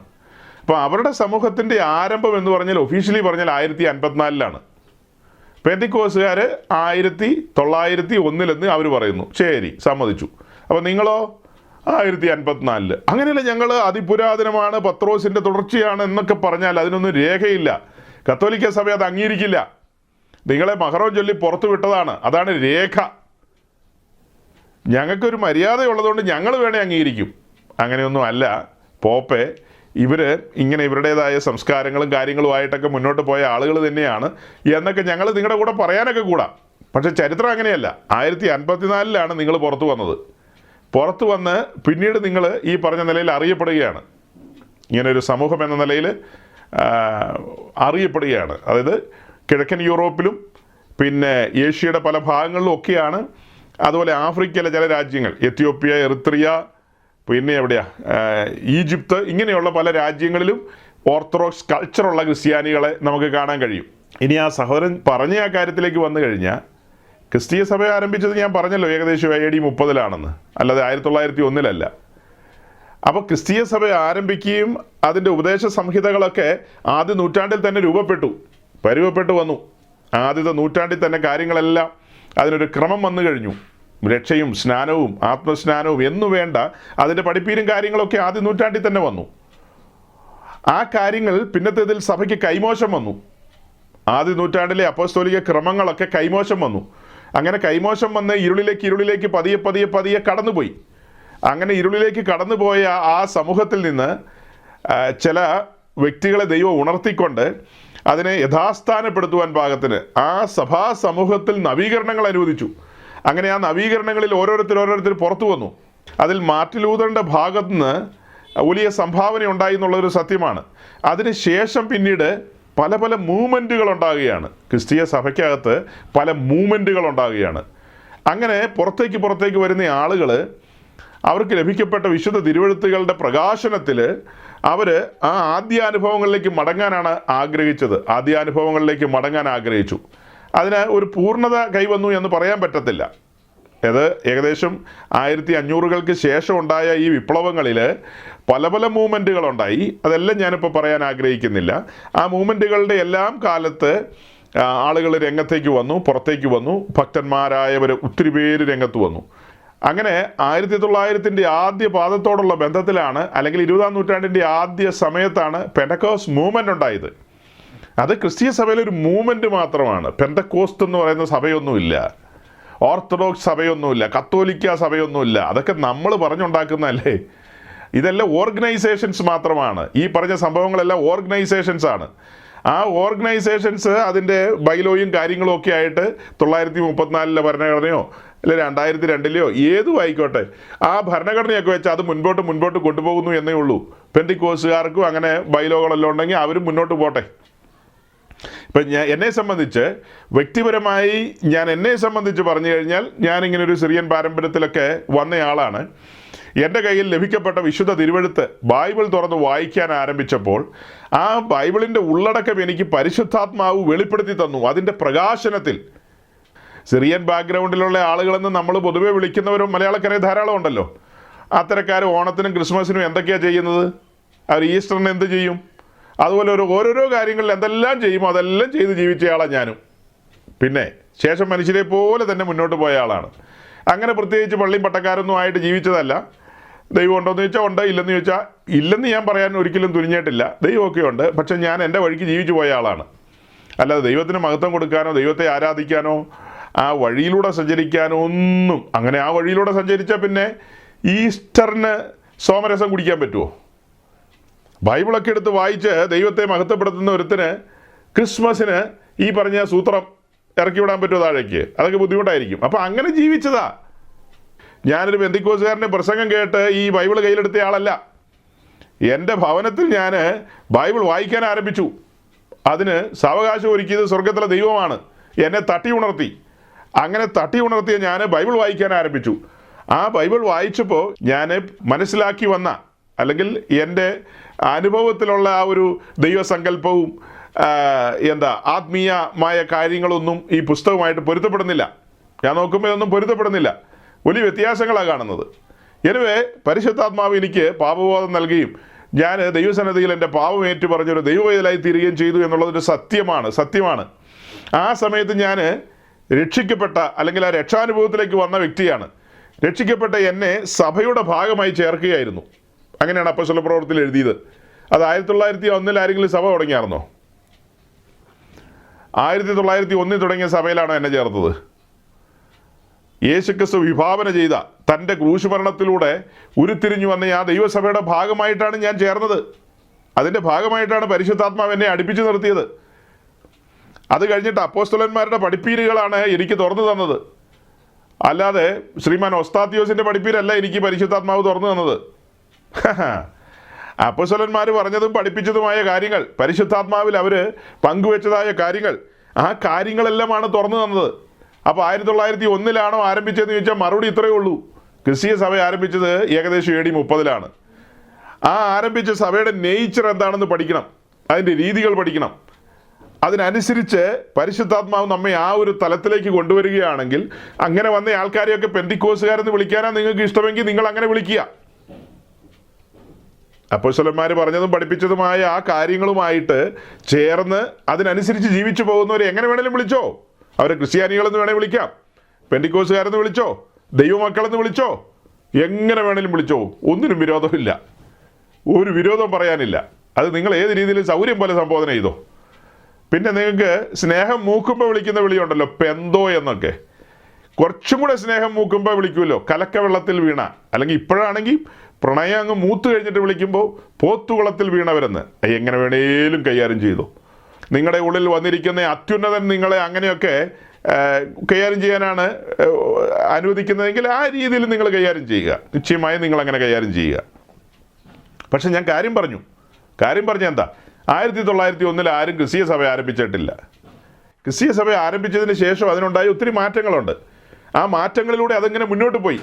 അത് ഇരുളിലും വെളിച്ചത്തിലും ഒക്കെ ആയിട്ട് ഇങ്ങനെ പോയി ഞാൻ ജീവിക്കുന്ന കാലഘട്ടം വന്നു കഴിഞ്ഞപ്പോൾ എനിക്ക് ആ പ്രകാശനം ലഭിച്ചു. അതുപോലെ എന്നെപ്പോലെ പ്രകാശനം ലഭിച്ചവർ അവിടെ ഇരുന്ന് കേൾക്കുന്നവരൊക്കെ, ആ പ്രകാശനം ലഭിച്ചവരൊക്കെ ക്രിസ്തീയ സഭയുടെ ഭാഗമായി യേശുക്രിസ്തുവിനാൽ സ്ഥാപിതമായ അപ്പോസ്തലന്മാരെന്ന അടിസ്ഥാനത്തിന്മേൽ പ്രവാചകന്മാരെന്ന ഗണത്തിൽ അങ്ങനെ പണിതു വരുന്ന ആ സഭയുടെ ഭാഗമായി തീരുകയാണ്. ഇപ്പം നമ്മുടെ യാക്കോബായ ഓർത്തഡോക്സ് സമൂഹത്തിൽപ്പെട്ട സഹോദരങ്ങൾ വാദത്തിന് പറയുമല്ലോ, ഞങ്ങളുടേതാണ് നേരത്തെ ഉള്ളതെന്നൊക്കെ. ഏതെങ്കിലും ഒരു കത്തോലിക്കനെ കൊണ്ട് സമ്മതിപ്പിക്കാവോ? ഏറ്റവും ആദ്യം ആരംഭിച്ച സഭ നിങ്ങളുടേതാണെന്ന് അവരെ കൊണ്ട് സമ്മതിപ്പിക്കാവോ? അടി കൂടാതിരിക്കാൻ വേണ്ടി അവർ പറയും ഞങ്ങൾ സഹോദര സഭകളാണ്, അപ്പോസ്തോലിക സഭകളാണെന്നൊക്കെ. അടി കൂടാതിരിക്കാൻ വേണ്ടിയിട്ടാണ്. നിങ്ങൾ അടി കൂടാൻ ഇറങ്ങി തിരിച്ച് പരമാർത്ഥമാണ്. ഞങ്ങൾ സംസാരിക്കുന്ന പോലെയൊന്നുമല്ല, അത് കത്തിക്കുത്തിലേ തീരുള്ളൂ. കൊച്ചു പിച്ചാത്തി അരക്കി വെച്ചോണ്ട് എല്ലാവരും നടക്കുന്നത്. ഞങ്ങളിങ്ങനെ മത്തായിൽ ഇങ്ങനെ പറയുന്നു അച്ചോ എന്നൊന്നും ആയിരിക്കില്ല അവർ പറയുന്നത്. അവർ പറയുന്ന ശൈലി തന്നെ വേറെ ആയിരിക്കും. നിങ്ങളും അങ്ങോട്ട് രണ്ട് കൂട്ടരും കൊടുക്കുന്നു വാങ്ങുന്നു അങ്ങനെ ആയിരിക്കും. ഇതിപ്പോൾ എത്ര ശാന്തമായിട്ടാണ് നമ്മൾ സംസാരിക്കുന്നത്. നിങ്ങൾക്ക് ഗ്രഹിക്കാൻ കഴിയുമെങ്കിൽ ഗ്രഹിക്കുക. 1901 ഒരു സഭ ആരംഭിച്ചിട്ടില്ല. സഭ ആരംഭിച്ച ഏകദേശം AD 30 ആ സഭയുടെ ഭാഗമായിട്ടാണ് ഞങ്ങൾ നിലകൊള്ളുന്നത്. ഞങ്ങൾക്ക് അഭിമാനമുണ്ട് അതിൽ. ആ സഭയുടെ പഠിപ്പിക്കലുകൾ, അതിൻ്റെ രീതികൾ. ആ സഭ ഉപവസിക്കുന്ന സഭയാണ്. ഞങ്ങൾ ഉപവസിക്കും. നിങ്ങൾ ഉപവസിക്കാറുണ്ടോ? ആ സഭ സുവിശേഷം അറിയിക്കും. നിങ്ങൾ സുവിശേഷം അറിയിക്കാറുണ്ടോ? തെരുവിൽ നിന്ന് സുവിശേഷം അറിയിക്കുമായിരുന്നു ആദ്യ നൂറ്റാണ്ടിലെ സഭ. നിങ്ങൾ തെരുവിൽ നിന്ന് സുവിശേഷം അറിയിക്കുമോ? ആ സഭ തെരുവിൽ നിന്ന് സുവിശേഷം അറിയിക്കുമായിരുന്നു. ഞങ്ങളത് അങ്ങനെ തന്നെ പ്രാക്ടീസ് ചെയ്യുന്നു. അതുപോലെ തന്നെ മറ്റൊരുത്തരിൽ രക്ഷയില്ലെന്ന് ഞങ്ങൾ പറയും. ആത്മരക്ഷയ്ക്ക് യേശു ക്രിസ്തുവിൻ്റെ ക്രൂശല്ലാതെ, ആ നാമമല്ലാതെ വേറൊരു നാമമില്ലെന്ന് പറയും. നിങ്ങളങ്ങനെ പറയുമോ? നിങ്ങളങ്ങനെയൊന്നും പറയില്ല. അതിനൊന്നോടെ ജനിക്കണം. അത് നടക്കണ കാര്യമല്ല. പബ്ലിക്കിൽ നിങ്ങൾക്ക് അങ്ങനെ പറയാൻ പറ്റുമോ? അഗ്രിപ്പാവിൻ്റെ മുമ്പിൽ നിന്നുകൊണ്ട് പൗലോസ് പറയുകയാണ്, മിസ്റ്റർ രാജാവേ, ഈ ചങ്ങല ഒഴിയ നീയും ക്രിസ്ത്യാനിയായി തീരണമെന്ന്. അതായത് അന്ത്യോക്യൻ സഭയുടെ ഭാഗമായ പൗലോസ് പറയുകയാണ്, അഗ്രിപ്പാവിനോട് പറയുകയാണ്, നീ ഒരു ക്രിസ്ത്യാനിയായി തീരണമെന്ന്. ഏത് സഭയുടെയാ? അന്ത്യോക്യൻ സഭയിലെ മെമ്പർ എന്നുള്ള നിലയിലാണ് ഞാനിവിടെ പൗലോസിനെ പരിചയപ്പെടുത്തുന്നത്. അതേസമയം അന്ത്യോക്യൻ സഭയിലെ ഒരു മെമ്പർ ഈ അടുത്ത സമയത്ത് ഇവിടെ പുത്തൻകുരിശി വന്നായിരുന്നു. അദ്ദേഹം നല്ല താടിമുടിയൊക്കെ ഉള്ള ഒരാളാണ്. അദ്ദേഹം പുത്തൻകുരിശി വന്നപ്പോൾ അവിടെ നമ്മുടെ ഇസ്ലാമിലെ അലിയാർ ഖാസിമിയെ വിളിച്ച് സംസാരിപ്പിച്ചു. ആ കൂട്ടത്തിലൊരു സ്വാമിയുടെ പേര് ഞാൻ മറന്നുപോയി, എന്തോ ഒരു ആനന്ദ സ്വാമിയ, ഒരു കാഷായോട്ട സ്വാമി. ഇവർ രണ്ടുപേരും സംസാരിക്കുന്ന വീഡിയോസ് നമ്മളിവിടെ കേൾപ്പിച്ചതാ. അവരൊക്കെ പറയുന്നത് എല്ലാ മതത്തിലൂടെയും അവർ ഈശ്വരനിലേക്കാണ് ചെല്ലുന്നത്, അങ്ങനെ ഇങ്ങനെയാണെന്നൊക്കെയാണ്. അതേസമയം അന്ത്യോക്യ സഭയിലെ ഒരു പഴയ വിശ്വാസി പൗലോസ് പറയുകയാണ്, നീയും ക്രിസ്ത്യാനിയാകണമെന്ന്. മറ്റൊരുത്തരും രക്ഷയില്ലെന്നാണ് പറയുന്നത്. രക്ഷയ്ക്ക് യേശുക്രിസ്തുവിൻ്റെ നാമമല്ലാതെ നൽകപ്പെട്ട വേറെ നാമമില്ല, ഒരേ ഒരു നാമം. അതാണ് അന്ത്യോക്യൻ സഭയിലെ ഒരു വിശ്വാസിയായ പൗലോസിൻ്റെ ഉറച്ച നിലപാട്. ഇന്ന് അന്ത്യോക്യൻ സഭയുടെ ഭാഗമായിരിക്കുന്നു എന്ന് പറയുന്നവർ ഇസ്ലാമിക് സഹോദരങ്ങളുടെ നടുവിലോ ഹൈന്ദവ സഹോദരങ്ങളുടെ നടുവിലോ നിന്ന് പറയുമോ യേശുക്രിസ്തുവിലൂടെയാണ് പ്രിയരെ ആത്മരക്ഷയെന്ന് പറയുമോ? എന്നാൽ ഞാൻ നല്ല ഒന്നാം തരം ഒരു 2 സ്പൂൺ പഞ്ചസാര ഇട്ടൊരു ചായ മേടിച്ചു തരാം. കാതോലിക്കും മേടിച്ചു തരാം, പാത്രിയാർക്കീസിനും മേടിച്ചു തരാം. നിങ്ങൾ പറയുന്ന അത്രയും സ്പൂൺ പഞ്ചസാര ഇടാം, നോ പ്രോബ്ലം. നല്ല കടുപ്പത്തിൽ നല്ല മധുരത്തിലും തരാം. 1 സ്പൂണിൽ നിർത്തുന്നു, പേടിക്കണ്ട, എത്ര വേണേലും ഇട്ട് തരാം. അതിനുള്ള ആംബിയർ ഉണ്ടോ? അത് ഈ ജമ്മത്ത് നടക്കാത്ത കാര്യമാണ്.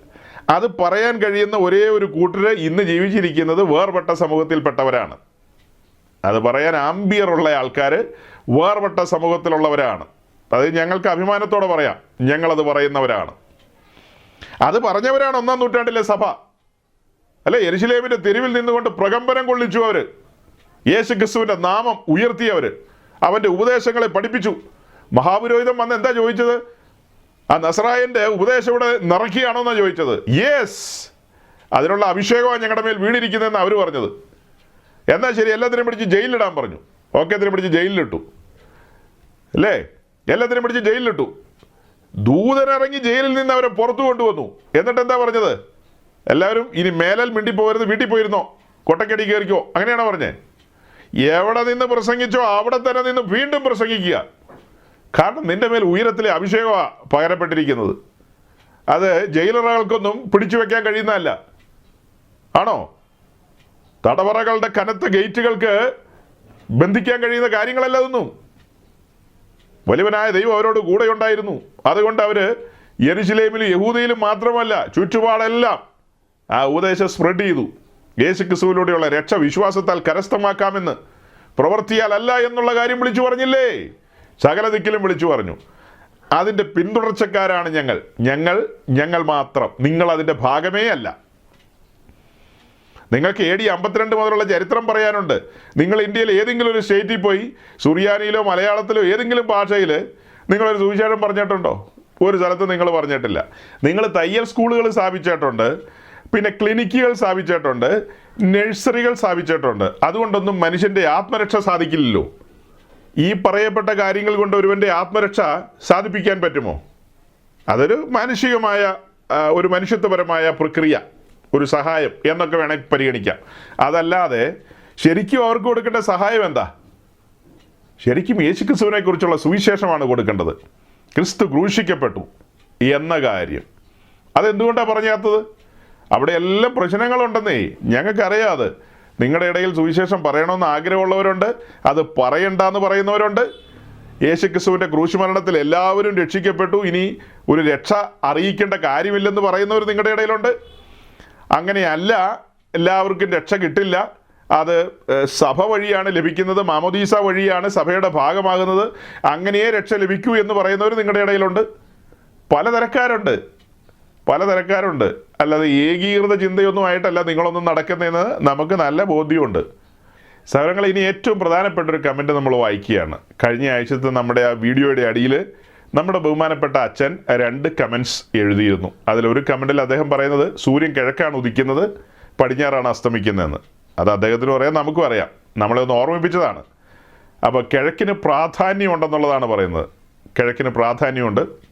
ആ പ്രാധാന്യ നിമിത്തമാണ് സൂര്യൻ അവിടെ ഉദിക്കുന്നത്. സൂര്യൻ ഉദിക്കുകയാണോ അതെയോ ഭൂമി കറങ്ങുകയാണോ, എന്തും ആകട്ടെ, ഭൂമി കറങ്ങുന്നതുകൊണ്ടാണോ ഈ പ്രതിഭാസം, അതെയോ സൂര്യൻ ഇങ്ങനെ ഉദിച്ചു വരുന്നതുകൊണ്ടാണോ, അത് ഒരു തർക്കത്തിന് ഞാൻ വിടുന്നില്ല. അത് കഴിഞ്ഞിട്ട് രണ്ടാമത് അദ്ദേഹം പറയുന്നൊരു കമൻ്റ് ഉണ്ട്. അതിനൊരു ചെറിയ മറുപടി കൊടുത്തുകൊണ്ട് നമുക്ക് ഈ ഭാഗം അവസാനിപ്പിക്കാം. രണ്ടാമത്തെ കമൻറ്റ് നിങ്ങളൊന്ന് കേൾക്കണം. ഒരു ക്രമവും ചട്ടവുമില്ലാതെ ആരാധിക്കുന്നവർ ഒരുത്തൻ വടക്കോട്ടും വേറൊരുത്തൻ തെക്കോട്ടും ഒക്കെ നിന്ന് ഇരുന്നും ഒക്കെ ആരാധിക്കും. ക്രമമുള്ള സഭ ഇതൊന്നും നടപ്പില്ല. വിശുദ്ധ പൗലോസ് കൊരിന്ത്യർ 1-ാം ലേഖനത്തിൽ പറയുന്നത് ആരാധന അടുക്കും ചിട്ടയുമായി വേണമെന്നാണ്. നമ്മുടെ ബഹുമാനപ്പെട്ട പുരോഹിതൻ എഴുതിയ കമൻ്റ് നിങ്ങൾ കേട്ടല്ലോ. അതായത് അവർ കിഴക്കോട്ട് തിരിഞ്ഞു നിന്ന് അച്ചടക്കത്തിൽ ക്രമത്തിൽ ആണ് എല്ലാ കാര്യങ്ങളും ചെയ്യുന്നത്. ആരാധനയാകട്ടെ പ്രാർത്ഥനയാകട്ടെ എല്ലാ കാര്യങ്ങളും അദ്ദേഹം ആരാധനയോടുള്ള ബന്ധത്തിലാണ് പറഞ്ഞു വരുന്നത്. അതിന് വിശുദ്ധ പൗലോസ്ലീഹ 1 കൊരിന്ത്യർ ലേഖനത്തിൽ അങ്ങനെ ഒരു ക്രമത്തിലായിരിക്കണം ആരാധന എന്ന് പറഞ്ഞിട്ടുണ്ടെന്നാണ് പറയുന്നത്. എല്ലാ കാര്യങ്ങളും അങ്ങനെ പറഞ്ഞിട്ടുണ്ടെന്ന്. അങ്ങനെയൊക്കെ പറഞ്ഞു കഴിഞ്ഞാൽ നമ്മളും വിഷമിക്കും, അച്ഛനും വിഷമിക്കും, ആകപ്പാടുകൂടി വിഷമിക്കും. അവർ ക്രമമുള്ളവരാണ്, നമ്മളൊരു ക്രമമില്ലാത്തവരാണെന്ന്. ശരിക്കും ക്രമമുള്ളവർ നമ്മളാണ്. സഹോദരങ്ങളത് മനസ്സിലാക്കണം. വെളിപ്പാടിൽ ദൈവത്തെ ആരാധിക്കുന്നവർ നമ്മളാണ്. അച്ഛന് ക്രമം തെറ്റിക്കിടക്കുക എന്നുള്ളത് ഒരു സെക്കൻഡ് കൊണ്ട് ഞാൻ പ്രൂവ് ചെയ്യാം. ക്രമം തെറ്റിക്കിടക്കുകയാണെന്നുള്ളത്, അല്ലെങ്കിൽ അച്ഛൻ ഉൾപ്പെട്ട് നിൽക്കുന്ന സമൂഹം ക്രമരഹിതമായാണ് ആരാധിക്കുന്നതെന്നും ക്രമം തെറ്റിക്കിടക്കുകയാണെന്നും ഒരു സെക്കൻഡ് കൊണ്ട് പറയാം. അത് ഈ കൊരിന്ത്യർ ലേഖനം വെച്ച് തന്നെ വേണേൽ പറയാം. കൊരിന്ത്യർ ലേഖനം വെച്ച് തന്നെ പറയാം. കൊരിന്ത്യർ ലേഖനത്തിന് മുമ്പ് റോമാലേഖനത്തിലേക്ക് വന്നൊരു വാക്യം കൂടി ഒന്ന് വായിക്കേണ്ടി വരും, അത്ര തന്നെ. അതായത് ആരാധനയോടുള്ള ബന്ധത്തിൽ നമ്മൾ ഏറ്റവും ആദ്യം കാണുന്നത് ഉൽപ്പത്തി പുസ്തകത്തിലാണ്. കയീനും ഹാബേലും ദൈവസന്നിധിയിൽ യാഗം അർപ്പിക്കാൻ പോയി. അത് ആരാധനയുടെ ഒരു തുടക്കമായിട്ടാണ് നമ്മൾ കാണുന്നത്. അതിൽ ഹാബേലിൻ്റെ യാഗത്തിൽ ദൈവം പ്രസാദിച്ചു, കായിൻ്റെ യാഗത്തിൽ പ്രസാദിച്ചില്ല. അത് കഴിഞ്ഞിട്ട് പിന്നത്തേതിൽ നമ്മൾ കാണുമ്പോൾ ഹാബേലിൻ്റെ മരണശേഷം ആദമിനുണ്ടായൊരു മകനാണ് ഷേത്ത്. ആ ഷേത്തിൻ്റെ കാലത്ത് യഹോവയുടെ നാമത്തിൽ ആരാധന ആരംഭിച്ചതായിട്ട് നമുക്ക് കാണാൻ കഴിയും. അങ്ങനെ അത് കഴിഞ്ഞിട്ട് പിന്നീട് മുന്നോട്ട് വരുമ്പോൾ ആരാധനയെക്കുറിച്ചൊക്കെയുള്ള ചെറിയ രൂപരേഖകൾ നമുക്ക് കിട്ടും. എന്നാൽ കൃത്യമായ ക്രമത്തോടുകൂടി അടുക്കും ചിട്ടയോടുകൂടിയുള്ള ആരാധനയെക്കുറിച്ച് ചട്ടം കൊടുക്കുന്നത് ഇസ്രായേലിനാണ്. ഇസ്രായേലിനെ മിസ്രൈമിൽ നിന്ന് വിടുവിച്ച് ചെങ്കടൽ കടത്തി മരുഭൂമിയിലൂടെ കൊണ്ടുപോകുന്ന സമയത്ത് ഹോരേബി വെച്ചാണ് ആരാധനയുടെ പ്രമാണം കൊടുക്കുന്നത്. ആരാധനയുടെ പ്രമാണം. ആ ആരാധനയുടെ പ്രമാണത്തിനകത്ത് ഉൾക്കൊള്ളുന്ന ചില കാര്യങ്ങളുണ്ട്. അതിലാണ് ആരാധനയ്ക്കുള്ള ആലയം അഥവാ മന്ദിരം, അതാണ് സമാഗമന കൂടാരം. അതിൽ ശുശ്രൂഷിക്കേണ്ട പൗരോഹിത്യ വൃന്ദത്തെക്കുറിച്ചുള്ള ഡീറ്റെയിൽസ്, അവിടെയാണ് അഹ്റോനും പുത്രന്മാരും വരുന്നത്. സഹായികളായ ലേവ്യർ അവിടെ വരുന്നു. അതുപോലെ കാര്യങ്ങൾ എങ്ങനെയാണ്, അതിൻ്റെ മുമ്പിലിരിക്കുന്ന യാഗപീഠത്തിൽ നടക്കുന്ന 5 വിധ യാഗങ്ങൾ അതെങ്ങനെയാണ്, അതിൻ്റെ വിശുദ്ധ സ്ഥലത്തൊരു ധൂപയുടെ ഇരിപ്പുണ്ട് അഥവാ ഇൻസെൻസ് ഓൾട്ടർ, അവിടെ അർപ്പിക്കേണ്ട പരിമള ധൂപം എങ്ങനെ അർപ്പിക്കണം എന്നുള്ള കാര്യങ്ങളെക്കുറിച്ചൊക്കെയുള്ള ഡീറ്റെയിൽസ് അവിടെയാണ് കൊടുക്കുന്നത്. അങ്ങനെ ഹോരേബി വെച്ച് ആരാധനയോടുള്ള ബന്ധത്തിലെ ഡീറ്റെയിൽസ് എല്ലാം ലഭിക്കുകയാണ്. തുടർന്ന് നമ്മൾ ലേവ്യ പുസ്തകത്തിലേക്ക് വരുമ്പോൾ ആ ലഭിക്കപ്പെട്ട പ്രമാണപ്രകാരമുള്ള ആരാധനയും കാര്യങ്ങളും കാണുകയാണ്. ആരാധനയോടുള്ള ബന്ധത്തിൽ നമ്മൾ കാണുന്നത് ആദ്യം യാഗാർപ്പണമാണ്. യാഗം അർപ്പിച്ച് യാഗരക്തവുമായിട്ടല്ലാതെ പരമപരിശുദ്ധനായ ദൈവത്തിൻ്റെ സന്നിധിയിലേക്ക് കടന്നു വരാൻ കഴിയില്ലെന്നുള്ളതാണ് ആരാധനയുടെ ഏറ്റവും വലിയ ചട്ടം. സൗരങ്ങളെ നിങ്ങൾക്ക് മനസ്സിലാകുന്നുണ്ടോ? ആരാധനയുടെ ഏറ്റവും വലിയ ചട്ടം എന്ന് പറയുന്നത് യാഗാർപ്പണത്തിന് ശേഷം ധൂപാർപ്പണം എന്നുള്ളതാണ്. യാഗമർപ്പിച്ച് യാഗരക്തവുമായിട്ടല്ലാതെ ഒരു പുരോഹിതൻ അത്യുന്നതൻ്റെ സന്നിധിയിലേക്ക് വരാൻ പാടില്ല. ക്രമം ഇവിടെയാണ് ആരംഭിക്കുന്നത്. നിങ്ങൾ നോട്ട് ചെയ്തോ? ആരാധനയുടെ ക്രമം ആരംഭിക്കുകയാണ്. അപ്പോൾ ആദ്യം യാഗാർപ്പണം, യാഗാർപ്പണത്തിന് ശേഷം ധൂപാർപ്പണം. ധൂപാർപ്പണം നടക്കുന്ന വിശുദ്ധ സ്ഥലത്തും യാഗാർപ്പണം നടക്കുന്ന പ്രാകാരത്തിലുമാണ്. ഇപ്പം ഇനി ഏതെങ്കിലും അച്ഛന്മാർ ഇവരെന്തിനാ ഈ പഴയ നിയമത്തിലെ കാര്യമൊക്കെ പറഞ്ഞുകൊണ്ട് വരുന്നതെന്ന് ചോദിച്ചു വരരുത്. കാരണം ക്രമം പറയാനാണ്. ക്രമം പറയണമെങ്കിൽ ഹോരേബ് മുതൽ തുടങ്ങണം, അല്ലാതെ ഒന്നും ക്രമം പറയാൻ പറ്റത്തില്ല. അപ്പോൾ സൈന്യങ്ങളുടെ ദൈവമായ യഹോവ എന്ന് കേൾക്കുമ്പോൾ നിങ്ങൾക്ക് BP കൂടുമെന്നറിയാം, പക്ഷെ ഞങ്ങളത് പറഞ്ഞിരിക്കും.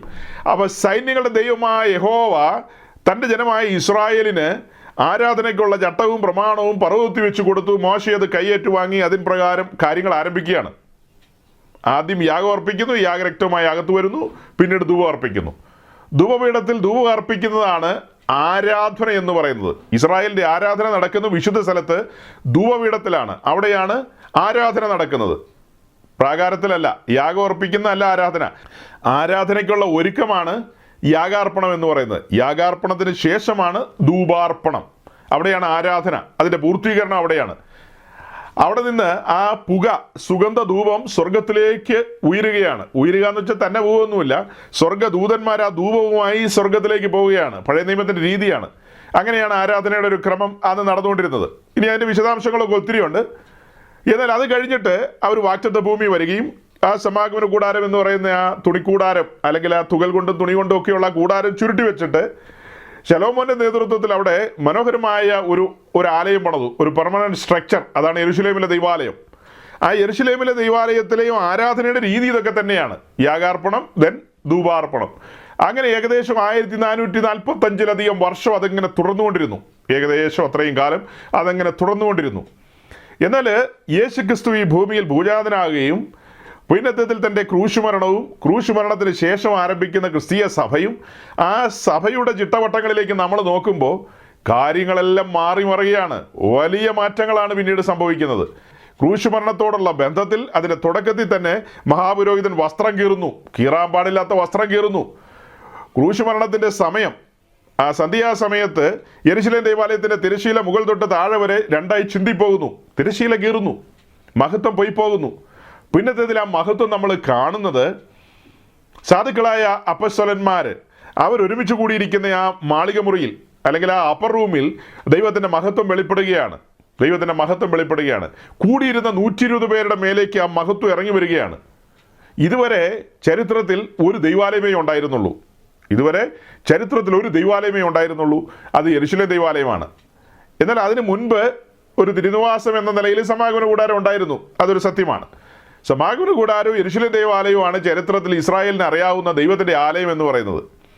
എന്നാൽ ഇവിടെ കാര്യങ്ങളെല്ലാം തകിടം മറിയാണ്.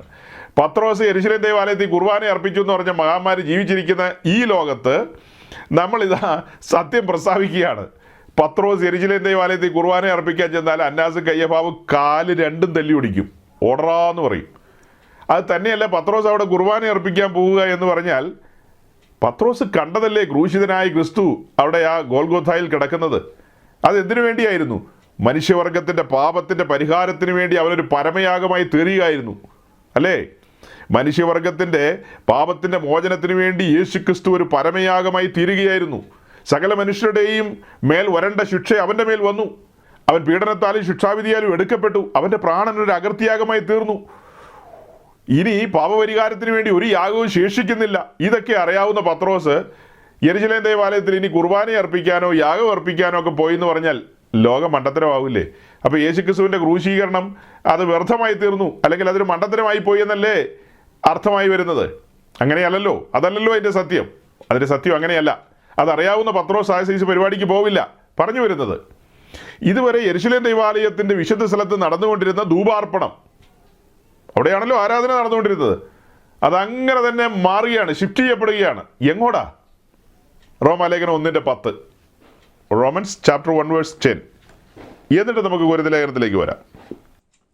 എന്റെ പ്രാർത്ഥനയിൽ എപ്പോഴും യാചിക്കുന്നു എന്നുള്ളതിന് അവന്റെ പുത്രനെ കുറിച്ചുള്ള സുവിശേഷ ഘോഷണത്തിൽ ഞാൻ എന്റെ ആത്മാവിൽ ആരാധിക്കുന്ന ദൈവം എനിക്ക് സാക്ഷി. ഈ റോമലേഖനം 1-ാം അധ്യായത്തിന്റെ 10-ാം വാക്യത്തിലേക്ക് വരുമ്പോൾ അതിന്റെ ഏറ്റവും ഒടുവിൽ കാണുന്ന ഇങ്ങനെയാണ്. ലാസ്റ്റ് ലൈൻ മാത്രം പറഞ്ഞ് ഇങ്ങനെ പറയാം: ഞാൻ എൻ്റെ ആത്മാവിൽ ആരാധിക്കുന്ന ദൈവം എനിക്ക് സാക്ഷിയെന്ന്. ക്രമം മാറിയതാണ് ഞങ്ങൾ അറിയിക്കാൻ പോകുന്നത്. ക്രമം മാറി. ഇതുവരെ യെരുശലേം ദൈവാലയത്തിന്റെ വിശുദ്ധ സ്ഥലത്ത് ഹോളി പ്ലേസിൽ നടന്നുകൊണ്ടിരുന്ന വർഷിപ്പ് ഇപ്പോൾ എങ്ങോട്ട് മാറി? പൗലോസ് പറയാണ് എൻ്റെ ആത്മാവിലേക്ക് മാറിയെന്ന്. എൻ്റെ ആത്മാവിലേക്ക് എന്ന് പറഞ്ഞാൽ കുറച്ചുകൂടെ തെളിച്ചു പറഞ്ഞാൽ 1 കൊരിന്ത്യർ ലേഖനം 3:16-17 വായിക്കേണ്ടി വരും. ആദ്യം പറഞ്ഞല്ലോ കൊരിന്ത്യർ ലേഖനത്തിലെ കാര്യം അച്ഛൻ, അതേ ലേഖനം തന്നെയാണ് ഞങ്ങൾ എടുക്കുന്നത്. അത് ലേഖനത്തിൻ്റെ 3-ാം അധ്യായത്തിൻ്റെ 16-17 വാക്യം വായിക്കുകയാണ്. അവിടെ വായിച്ചേ, 3:16-17. നിങ്ങൾ ദൈവത്തിന്റെ മന്ദിരമെന്നും ദൈവത്തിന്റെ ആത്മാവ് നിങ്ങളിൽ വസിക്കുന്നു എന്നും അറിയുന്നില്ലയോ? ദൈവത്തിന്റെ മന്ദിരം നശിപ്പിക്കുന്നവനെ ദൈവം നശിപ്പിക്കും. ദൈവത്തിന്റെ മന്ദിരം വിശുദ്ധമല്ലോ, നിങ്ങളും അങ്ങനെ തന്നെ. 1 കൊരിന്ത്യർ ലേഖനം 3:16-17 വായിച്ചത്. നിങ്ങൾ ദൈവത്തിന്റെ മന്ദിരമെന്നും, you are the temple of God. നിങ്ങൾ ദൈവത്തിന്റെ മന്ദിരം, നിങ്ങൾ പരിശുദ്ധാത്മാവിന്റെ മന്ദിരം, പിതൃപുത്ര പരിശുദ്ധാത്മാവാം ത്രിയേക ദൈവം വസിക്കുന്ന ഒരേ ഒരു മന്ദിരം. പുതിയ നിയമത്തിൽ ഞാനും നിങ്ങളും പരസ്യമായി ഞങ്ങൾ ഡിക്ലെയർ ചെയ്യുകയാണ്. അപ്പോസ്തലന്മാർ ഡിക്ലെയർ ചെയ്ത കാര്യം വീണ്ടും മലയാളക്കരയിലെ മലയാള ഭാഷ സംസാരിക്കുന്നവർ കേൾക്കാൻ വേണ്ടി പറയുകയാണ്. ഈ കാലത്ത് ദൈവത്തിന് 2 മന്ദിരമില്ല, ഒരേ ഒരു മന്ദിരം. എല്ലാ കാലത്തും ദൈവത്തിന് ഒരു മന്ദിരമേ ഉള്ളൂ. അറ്റ് എ ടൈം ഒരൊറ്റ മന്ദിരമേ ഉള്ളൂ, 2 മന്ദിരമില്ല. സമാഗമന കൂടാരം ഉണ്ടായിരുന്ന കാലത്ത് യെരുശലേം ദേവാലയം ഇല്ല. അത് ചുരുട്ടി വെച്ചതിന് ശേഷമാണ് യെരുശലേം ദേവാലയം ഉണ്ടായത്. യെരുശലേം ദേവാലയത്തിലെ തിരശീല മുകൾ തൊട്ട് അടിവരെ ചീന്തിപ്പോയി. അതിനുശേഷം ഞാനും നിങ്ങളുമാണ് പുതിയ നിയമത്തിൻ്റെ മന്ദിരം. ഈ കാലത്ത് വേറെ മന്ദിരമില്ല. അപ്പോസ്തല പ്രവൃത്തി 17 അത് ഉറപ്പിച്ചു പറയാണ്, അത്യുന്നതനായ ദൈവം കൈപ്പണിയായ ഒരു കെട്ടിടത്തിൽ വാസം ചെയ്യുന്നില്ല. അവിടെ നിന്ന് ഒരു കെട്ടിടത്തിലും വാസം ചെയ്യുന്നില്ലെന്ന്. ഇത് വിശ്വസിക്കുന്നവർ ഞങ്ങൾ മാത്രമേ ഉള്ളൂ. നിങ്ങളിത് വിശ്വസിക്കുന്നില്ല. നിങ്ങൾ എടപ്പള്ളിയിലും പുതുപ്പള്ളിയിലും ഒക്കെ അത്യുന്നതൻ വസിക്കുന്നുണ്ടെന്ന് വിശ്വസിക്കുന്നവരാ. അതേസമയം ഹൈന്ദവ സഹോദരങ്ങൾ വിശ്വസിക്കുന്നത് തൂണിലും തുരുമ്പിലും വസിക്കുന്നു എന്നാണ്. തൂണിലും തുരുമ്പിലും ദൈവ ചൈതന്യം ഉണ്ടെന്നാണ്. ഞങ്ങൾ അങ്ങനെ വിശ്വസിക്കുന്നില്ല. തൂണും തുരുമ്പൊക്കെ വലിയവനായ ദൈവത്തിൻ്റെ സൃഷ്ടി മാത്രമാണ്. ഈ ഭൂമി കാണുന്ന എല്ലാം ദൈവത്തിൻ്റെ സൃഷ്ടിയാണ്. സൃഷ്ടിയുടെ മേലെല്ലാം ദൈവം വന്ന് കുടിയിരിക്കുകയല്ല. ദൈവം കുടിയിരിക്കുന്നത് തൻ്റെ വിശുദ്ധന്മാരിലാണ്. തൻ്റെ പുത്രൻ്റെ രക്തത്താൽ കഴുകൽ പ്രാപിച്ചവർ ആരാരെല്ലാമാണോ അവരിലാണ് വലിയവനായ ദൈവം വസിക്കുന്നത്. അല്ലേ? ത്രിയേകനാം ദൈവം വസിക്കുന്നത് അവരിലാണ്. അതിനുള്ള വാക്യമാണ് ഇപ്പോൾ വായിച്ചത്. ക്രമം മാറിയില്ലേ? യെരുശലേമിലെ മഹത്തായ ദൈവാലയം, പിന്നത്തേതിലെ യെരുശലേമിലെ മഹത്തായ ദൈവാലയം തകർന്നുപോയി. തകരുന്നതിന് മുമ്പ് തന്നെ തിരശീല ചിന്തിയെന്നേ. അവിടെ വെച്ച് പരിപാടി അവസാനിച്ചു. അവിടെ വെച്ച് കാര്യങ്ങൾ അവസാനിച്ചു. മാളിക മുറി മുതൽ പുതിയൊരു സംസ്കൃതി ആരംഭിക്കുകയാണ്. പുതിയൊരു ആരാധനാക്രമം ആരംഭിക്കുകയാണ്. ആ ആരാധനാക്രമത്തെക്കുറിച്ച് ശമരിയക്കാരിയോട് മുന്നമേ പറഞ്ഞിട്ടുണ്ടൊരു ദൂത്. പിതാവിനെ നമസ്കരിക്കുന്നവർ ആത്മാവിലും സത്യത്തിലും നമസ്കരിക്കണം, ആരാധിക്കണം. സത്യനമസ്കാരികൾ പിതാവിനെ ഇങ്ങനെ ആരാധിക്കണം. ആരാധനയുടെ ക്രമം അവിടെയാണ് അച്ചോ. ക്രമം അവിടെയാണ് പറഞ്ഞത്. ആ മലയിൽ ഈ മലയിലൊന്നുമല്ല, ഒരു മലയിലുമല്ല ആരാധിക്കുന്നത്, ഒരു പള്ളിക്കെട്ടിടത്തിലുമല്ല ദൈവത്തെ ആരാധിക്കുന്നത്. ദൈവത്തെ ആരാധിക്കുന്ന എൻ്റെ ഉള്ളിലാണ്, എൻ്റെ ആത്മാവിലാണ് ആരാധന. ആരാധനയുടെ ഇടം മാറിയെന്നേ. ആരാധന എൻ്റെ ഉള്ളിലാണിപ്പോൾ. ഞാനാണ് മന്ദിരം. എൻ്റെ ആത്മാവിൽ പരിശുദ്ധാത്മാവ് വസിക്കുകയാണ്. അങ്ങനെ പരിശുദ്ധാത്മാവ് എൻ്റെ ഉള്ളിൽ വസിച്ചുകൊണ്ട് യേശുക്രിസ്തുവിൻ്റെ നാമത്തിൽ പിതാവായ ദൈവത്തെ ആരാധിക്കാൻ പാകത്തിന് ഞാനെന്ന ആരാധനക്കാരനെ സജ്ജമാക്കുകയാണ്. ഞാനെന്ന മന്ദിരത്തെ പർവ്വതത്തിലെ മാതൃക പ്രകാരം പണിതൊരുക്കുകയാണ്. പർവ്വതത്തിലെ പാറ്റേണിലാണ് ഈ മന്ദിരം, ഈ നിവാസം പണിതൊരുക്കുന്നത്. അങ്ങനെ ഇത് തയ്യാറാക്കിയതിന് ശേഷം ഇതിലെ ആരാധന നടക്കുന്നത് എങ്ങനെയാണെന്നാണ് ഞാൻ പറഞ്ഞത്. പരിശുദ്ധാത്മാവിലാണ് ആരാധന, യേശുക്രിസ്തുവിൻ്റെ നാമത്തിലാണ് ആരാധന, പിതാവായ ദൈവത്തിനാണ് മഹത്വം കൊടുക്കുന്നത്. അച്ഛൻ്റെ ചോദ്യത്തിന് മറുപടി അടുത്ത ദിവസങ്ങളിൽ വരും, അന്നേരം കൂടുതൽ അവിടെ പറയാം. ഇപ്പോൾ ക്രമം മാറിയ കാര്യമാണ് അറിയിക്കുന്നത്. ക്രമം മാറി. യെരുശലേം ദേവാലയത്തിൻ്റെ വിശുദ്ധ സ്ഥലത്ത് നടന്ന ധൂപാർപ്പണം അത് മാറി. അത് മാറിയിട്ട് എൻ്റെ ആത്മാവിലാണ് ആരാധന. അതിനുള്ള തെളിവാണ് വായിച്ചത്. ഇനി ഫിലിപ്പ് ലേഖനം 3:3 കൂടെ വായിച്ചേ. ഫിലിപ്പ് ലേഖനം 3:3. ഫിലിപ്പ് ലേഖനം 3:3 എടുക്കുമ്പോഴത്തേക്കും ഞാൻ 1 കൊരിന്ത്യർ ലേഖനം തന്നെ 6:19 കൂടെ ഒന്ന് വായിച്ച് കേൾപ്പിച്ചേക്കാം. ദൈവത്തിന് ദാനമായി നിങ്ങളിൽ ഇരിക്കുന്ന പരിശുദ്ധാത്മാവിൻ്റെ മന്ദിരമാകുന്നു നിങ്ങളുടെ ശരീരമെന്നും നിങ്ങളെ വിലയ്ക്ക് വാങ്ങിയിരിക്കിയാൽ നിങ്ങൾ താന്താങ്ങൾക്കുള്ളവരല്ല എന്നും അറിയുന്നില്ലയോ? ആകയാൽ നിങ്ങളുടെ ശരീരം കൊണ്ട് ദൈവത്തെ മഹത്വപ്പെടുത്തുവിൻ. എൻ്റെ ശരീരം പരിശുദ്ധാത്മാവിൻ്റെ മന്ദിരമാണെന്ന്. ഒരേ സമയം ദൈവത്തിന് 2 മന്ദിരമില്ല. ഒരേ സമയം 2 മന്ദിരമില്ല, ഒറ്റ മന്ദിരമേ ഉള്ളൂ. ഈ കാലഘട്ടത്തിലെ മന്ദിരം ഞാനും നിങ്ങളുമാണ്. ആ കാരണത്താൽ ഈ ശരീരം കൊണ്ട് ദൈവത്തെ മഹത്വപ്പെടുത്തുവിൻ. ഇത് പർവ്വതത്തിലെ മാതൃക പ്രകാരം സജ്ജമാക്കണം. ഇതെപ്പോഴും അങ്ങനെ ആയിരിക്കണം. കീപ്പ് ചെയ്യേണ്ടത് പർവ്വതത്തിലെ മാതൃക പ്രകാരമായിരിക്കണം. തോന്നിവാസം പാടില്ല. കേരള ഗവൺമെൻറ്റിൻ്റെ ഒരു സ്ഥാപനമാണ് ബീവറേജസ് കോർപ്പറേഷൻ. അവിടെ നിന്ന് കിട്ടുന്ന വെള്ളം ഒന്നും മേടിച്ച് ഇതിനകത്ത് എങ്ങും ഒഴിക്കാൻ പാടില്ല. അങ്ങനത്തെ ഒരു വെള്ളം ഇതിനകത്ത് ഒഴിക്കാൻ പാടില്ല. അല്ലേ? നിങ്ങൾ കണ്ടിട്ടില്ലേ പെട്രോൾ വണ്ടി കണ്ടിട്ടുണ്ടോ? പെട്രോൾ വണ്ടി പമ്പിൽ പെട്രോൾ അടിക്കാൻ ചെല്ലുമ്പോൾ ചില പമ്പിൽ അവിടെ നിൽക്കുന്ന ആ പിള്ളേർ അബദ്ധം പറ്റിയിട്ട് ഡീസൽ അടിക്കും. തീർന്നെന്ന് കൂട്ടിയാൽ മതി. പിന്നെ കൊണ്ടുപോയി എല്ലാം അഴിച്ചു പറിച്ച് സ്റ്റാർട്ട് ചെയ്യാൻ പോലും പറ്റില്ല. പിന്നെ കൊണ്ടുപോയി എല്ലാം കഴുകി തുടച്ചെടുത്ത് ഓടിയാലായി ഓടിയില്ലായി. അതൊന്നും എനിക്ക് ഗ്യാരണ്ടി ഇല്ല. പെട്രോൾ അടിക്കേണ്ടിടത്ത് പെട്രോൾ അടിക്കണം, അതിനകത്ത് ഡീസൽ അടിക്കാൻ പാടില്ല. അതുപോലെ തന്നെ ഇതിനകത്ത് അത്യുന്നതൻ്റെ മന്ദിരമാകൊണ്ട് ഇതിൽ സോമരസം ഒഴിക്കാൻ പാടില്ല. ഓർത്തഡോക്സ് ആണ് ഞാൻ, യാക്കോബയാണ് ഞാൻ, സുറിയാനിയാണ് ഞാൻ, 52 പാരമ്പര്യം 82 ഒന്നും പറഞ്ഞിട്ട് കാര്യമില്ല. ഇതിനകത്ത് ആ വെള്ളം ഒഴിച്ചത് പരമാർത്ഥമാണെങ്കിൽ നിൻ്റെ വണ്ടി പോക്ക. അത് ഓടില്ലെന്നേ, അത് ഓടില്ല. അത് പ്രമാണം തെറ്റിച്ചു, ക്രമമൊക്കെ തെറ്റിച്ചു, എല്ലാം തെറ്റിച്ചു. പിന്നെ അച്ഛന്മാരും കപ്പിയാരൊക്കെ വീട്ടിൽ വന്ന് ആനാമ്പെള്ളം തെളിക്കുകയും കൂതാശ ചെയ്യുകയൊക്കെ ചെയ്യുമായിരിക്കും. അതുകൊണ്ടൊന്നും കാര്യമില്ല. വലിയവനായ ദൈവം പ്രസാദിക്കില്ല അതിലൊന്നും. മാനസാന്തരപ്പെട്ട് കൊള്ളുക. ഓക്കെ, അപ്പോൾ ക്രമത്തെക്കുറിച്ചാണ് പറയുന്നത് കേട്ടോ. വേഗം വേഗം പറഞ്ഞു പോയേക്കാം. അപ്പോൾ ഇവിടെ പറഞ്ഞ ഈ കാര്യത്തിന് ശേഷം ഫിലിപ്പ് ലേഖനം 3:3 വായിച്ചേ. ദൈവത്തിന്റെ ആത്മാവ് കൊണ്ട് ആരാധിക്കുകയും ക്രിസ്തുവേശുവിൽ പ്രശംസിക്കുകയും ജഡത്തിൽ ആശ്രയിക്കാതിരിക്കുകയും ചെയ്യുന്ന നാം തന്നെ. ഈ വാക്യത്തിലേക്ക് വരുമ്പോൾ നമ്മൾ കാണുന്നത് ആത്മാവിലുള്ള ആരാധനയെക്കുറിച്ചാണ്. ആരാധന ആത്മാവിലാണ്, അല്ലേ? ക്രമം മാറിയേണ്ടില്ലേ? ആരാധന ആത്മാവിലാണ്. ആത്മാവിൽ ആരാധിക്കുന്നതിന് കിഴക്കോട്ട് നോക്കി നിൽക്കണമെന്നും പടിഞ്ഞാട്ട് നോക്കി നിൽക്കണമെന്നും ഒക്കെ എവിടെ എഴുതിയിരിക്കുന്നത്? സമാഗമന കൂടാരത്തിലാകട്ടെ യെരുശലേം ദേവാലയത്തിലാകട്ടെ പുരോഹിതൻ പ്രവേശിക്കുന്ന കിഴക്ക് വശത്തുകൂടെയാണ്. കിഴക്ക് വശത്തൂടെ പ്രവേശിക്കുമ്പോൾ അവൻ ഫേസ് ചെയ്യുന്നത് എങ്ങോട്ടാ? അവൻ ഫേസ് ചെയ്യുന്നത് അതിവിശുദ്ധ സ്ഥലത്തേക്കല്ലേ ഫേസ് ചെയ്യുന്നത്? അതെങ്ങോട്ടാ തിരിഞ്ഞിരിക്കുന്നത്? പടിഞ്ഞാട്ടല്ലേ? അപ്പം ഇവര് പടിഞ്ഞാറല്ലേ നോക്കുന്നത്? കിഴക്ക് നിന്ന് കയറി വന്ന് പടിഞ്ഞാട്ടേക്കാണ് ഫേസ് ചെയ്യുന്നത്, അല്ലാതെ പടിഞ്ഞാറ് നിന്ന് കയറി വന്ന് കിഴക്കോട്ടല്ലോ നോക്കുന്നത്. സിറിയൻ സമൂഹത്തിനാണ് ഈ കിഴക്കിൻ്റെ പ്രാധാന്യം ഉള്ളത്. കിഴക്കിൻ്റെ പ്രാധാന്യം സ്വാഭാവികമായിട്ട് അവർ കിഴക്കിൻ്റെ ആൾക്കാരാണല്ലോ, പൗരസ്ത്യ ദേശക്കാരാണ്. അതുകൊണ്ടാണ് കിഴക്കിന് വലിയ പ്രാധാന്യം കൊടുക്കുന്നത്. സൂര്യൻ കിഴക്കുദിക്കുന്നതുകൊണ്ടൊന്നുമല്ല. സൂര്യൻ കിഴക്കാ ഉദിക്കുന്നതെങ്കിൽ അതറിയാത്ത ആൾക്കാരല്ലോ പോപ്പും അനുചരന്മാരും. കത്തോലിക്കരെ സംബന്ധിച്ച് അവർ എങ്ങോട്ട് വേണേലും തിരിഞ്ഞ് നിന്ന് 360 ഡിഗ്രി തിരിഞ്ഞ് കറങ്ങിക്കൊണ്ട് വേണമെങ്കിൽ കുർബാന നടത്തും, പാടുകയും ചെയ്യും, പ്രാർത്ഥിക്കുകയും ചെയ്യും. അവർക്കങ്ങനെ തെക്ക് വടക്കൊന്നുമില്ല. എങ്ങനെ വേണേലും കത്തോലിക്ക പള്ളി ഇരിക്കുന്ന കണ്ടിട്ടില്ലേ? അവർക്ക് ആകെ ഒരു മല വേണമെന്നേ ഉള്ളൂ. മലയില്ലെങ്കിൽ അവർ വിഷമിച്ചു പോകും. മലയിൽ അവർ മണ്ണിട്ടിട്ട് പൊക്കും, അങ്ങനെയാണെങ്കിലും അവർ പള്ളി പണിയും. അത്രയൊക്കെ തന്നെ. നിങ്ങളെ സംബന്ധിച്ച് കിഴക്ക് നോക്കി യന്ത്രം കൊണ്ടുവന്ന് കിഴക്ക് നോക്കി നിങ്ങൾ പറയും. ഞങ്ങളെപ്പോലെയുള്ള ആളുകൾ അന്നേരം എന്ത് പറയും?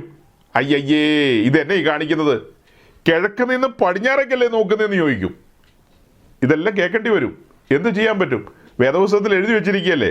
അതിൻ്റെയൊക്കെ പിക്ചറുകൾ നമ്മുടെ കയ്യിലുണ്ടല്ലോ, ടാബർനാക്കിളിൻ്റെ യെരുശലേം ദേവാലയത്തിൻ്റെ ഒക്കെ. നോക്കുമ്പോൾ കിഴക്ക് നിന്നാണ് കയറി വരുന്നത്. കിഴക്ക് നിന്ന് നോക്കിയ നേരെ നോക്കുന്നത് എങ്ങോട്ടാ? പടിഞ്ഞാറേക്കല്ലേ. കിഴക്ക് നിന്ന് കിഴക്കോട്ട് തന്നെ നോക്കാൻ പറ്റുമോ? അതിനാ നോട്ടമാ.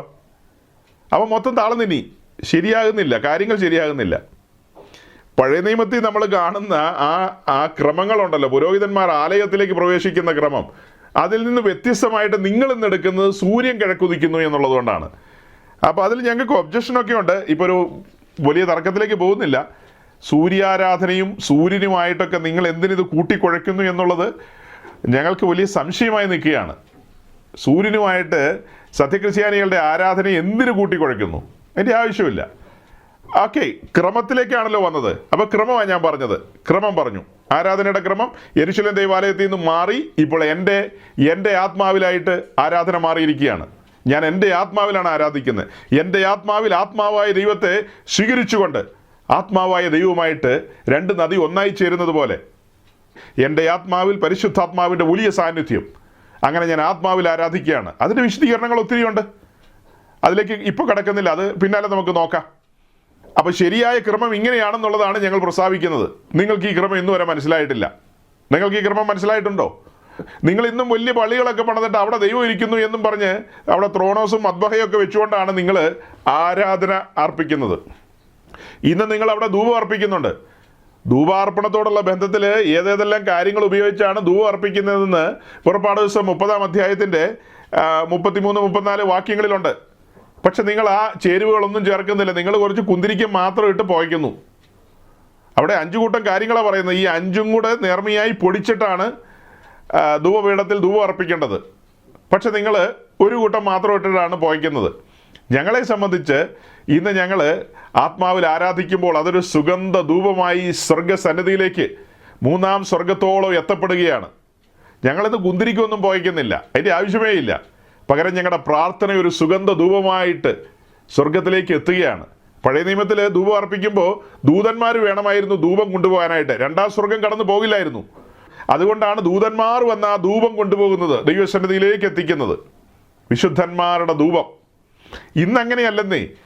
ഇന്ന് 2-ാം സ്വർഗത്തെയൊക്കെ മറികടന്നുകൊണ്ട് കുഞ്ഞാടിൻ്റെ തങ്കച്ചോരയാൽ കഴുകൽ പ്രാപിച്ച ഒരുവൻ്റെ സ്തുതിസ്തോത്ര യാഗങ്ങൾ, അവൻ്റെ ധൂപാർപ്പണം, അല്ലേ, അവൻ ആത്മാവിൽ ആരാധിക്കുന്നതും മധ്യസ്ഥ അണയ്ക്കുന്നതും അവൻ്റെ ഹൃദയവിചാരങ്ങളെല്ലാം അങ്ങ് കടന്നു പോവുകയാണ്. അതെല്ലാം അങ്ങ് കടന്നു പോവുകയാണ്. ഞങ്ങൾക്ക് പ്രാഗൽഭ്യമുണ്ട്. അവിടെ നിന്ന് അക്നോളജ്മെൻറ്റുകൾ ലഭിക്കുന്നു. ഞങ്ങൾക്ക് അക്നോളജ്മെൻറ്റുകൾ ലഭിക്കുന്നു, ബോധ്യങ്ങൾ ലഭിക്കുന്നു, ഞങ്ങളെ തട്ടി ഉണർത്തുന്നു. ഞങ്ങൾ ദൈവസാന്നിധ്യം അനുഭവിക്കുന്നു, സ്പർശനം അനുഭവിക്കുന്നു. ഇതിൽ കൂടുതൽ എന്തു വേണമെന്നേ? 1901 1934 ആണോ 2 ആണോ, ഇതൊന്നും ഞങ്ങളുടെ സബ്ജക്റ്റ് അല്ല. ഞങ്ങൾ ദൈവ സാന്നിധ്യം അനുഭവിക്കുന്നു, ദൈവ ശബ്ദം കേൾക്കുന്നു. ഈ കാണായ ദിവസങ്ങളൊക്കെ പറഞ്ഞത് വെളിപ്പാടുകളല്ലേ? പരിശുദ്ധാത്മാവ് തുറന്നു തന്ന വെളിപ്പാടുകൾ.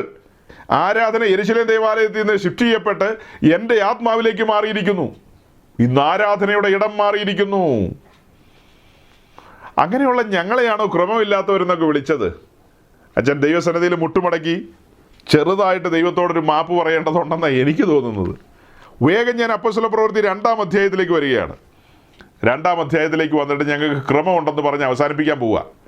ശരിക്കും 2-ാം അധ്യായത്തിലേക്ക്, എബ്രായ ലേഖനം 6-ാം അധ്യായത്തിലേക്കും വരണമായിരുന്നു. സമയം പോയതുകൊണ്ട് ഞാൻ ഓടിച്ചോടിച്ച് പറയുകയാണ്. ഞങ്ങളുടെ ക്രമം പറയുകയാണ്.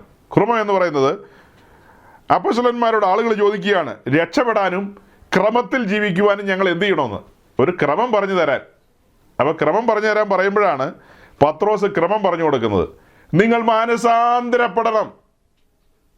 അപ്പോസ്തല പ്രവൃത്തി 2-ാം അധ്യായത്തിൻ്റെ 38-ാം വാക്യത്തിലാണ് നമ്മളത് കാണുന്നത്. ആ വാക്യത്തെ ഇന്ന് നിങ്ങൾക്ക് മനസ്സിലായിട്ടില്ല. ഇന്ന് നിങ്ങളത് കുഴച്ചു മറിച്ചിട്ടിരിക്കുക. പക്ഷെ ആ വാക്യം ഞങ്ങൾക്ക് മനസ്സിലായി. അതിൻ്റെ ക്രമം ഞങ്ങൾക്ക് മനസ്സിലായി, നിങ്ങൾക്ക് മനസ്സിലായില്ല. ഞാൻ ഒന്നുകൂടെ പറയാം. പത്രോസ് അവരോട്, നിങ്ങൾ മാനസാന്തരപ്പെട്ട് നിങ്ങളുടെ പാപങ്ങളുടെ മോചനത്തിനായി ഓരോരുത്തരും യേശുക്രിസ്തുവിന്റെ നാമത്തിൽ സ്നാനമേൽപ്പിൻ, എന്നാൽ പരിശുദ്ധാത്മാവെന്ന ദാനം ലഭിക്കും. അതിൻ്റെ ക്രമം നിങ്ങൾക്ക് മനസ്സിലായിട്ടില്ല. നിങ്ങൾ പിള്ളേരെല്ലാം പിടിച്ച് മാമോദീസ മുക്കി സഭയുടെ ഭാഗമാക്കുന്നു. അതേസമയം പത്രോസ് പറഞ്ഞ ഈ കാര്യം ഞങ്ങൾക്ക് മനസ്സിലായി. ഞങ്ങൾക്ക് എങ്ങനെ മനസ്സിലായെന്നറിയാവോ? ആ ഒറ്റ വാക്യത്തിൽ നിന്ന് ഞങ്ങൾ ഉത്തരം തിരയുകയല്ല, മറ്റൊരു വാക്യത്തിലേക്കും കൂടെ ഞങ്ങളുടെ ശ്രദ്ധ തിരിക്കുകയാണ്. അങ്ങനെ 3-ാം അധ്യായത്തിൻ്റെ 19-ാം വാക്യത്തിലേക്ക് വരുമ്പോൾ കാണുന്നത്, പത്രോസ് തന്നെ പറയാണ്, ആകയാൽ നിങ്ങളുടെ പാപങ്ങൾ മാഞ്ഞു കിട്ടേണ്ടതിന് മാനസാന്തരപ്പെട്ട് തിരിഞ്ഞുകൊള്ളുവീൻ, എന്നാൽ ആശ്വാസകാലങ്ങൾ ലഭിക്കും. അപ്പോൾ പാപം മോചിക്കപ്പെടാൻ എന്ത് ചെയ്യണമെന്ന് അവിടെ പറഞ്ഞത്? നിങ്ങൾ മാനസാന്തരപ്പെടണം. നിങ്ങൾ അനുതാപത്തോടെ ദൈവസന്നിധിയിൽ പാപം ഏറ്റുപറയണം. അങ്ങനെ വരുമ്പോൾ നിങ്ങൾക്ക് പാപത്തിൽ നിന്നുള്ള വിടുതൽ ലഭിക്കും. അതേസമയം 2-38 വായിച്ചു കഴിഞ്ഞാൽ അങ്ങനെ പെട്ടെന്ന് മനസ്സിലാകില്ല, കുഴഞ്ഞു കിടക്കുകയാണത്. അത് ക്രമമായിട്ട് ഡിസെക്റ്റ് ചെയ്ത് പുറത്തെടുക്കണം, എന്നിട്ട് പഠിക്കണം. പഠിക്കുമ്പോൾ ഉത്തരം കിട്ടും.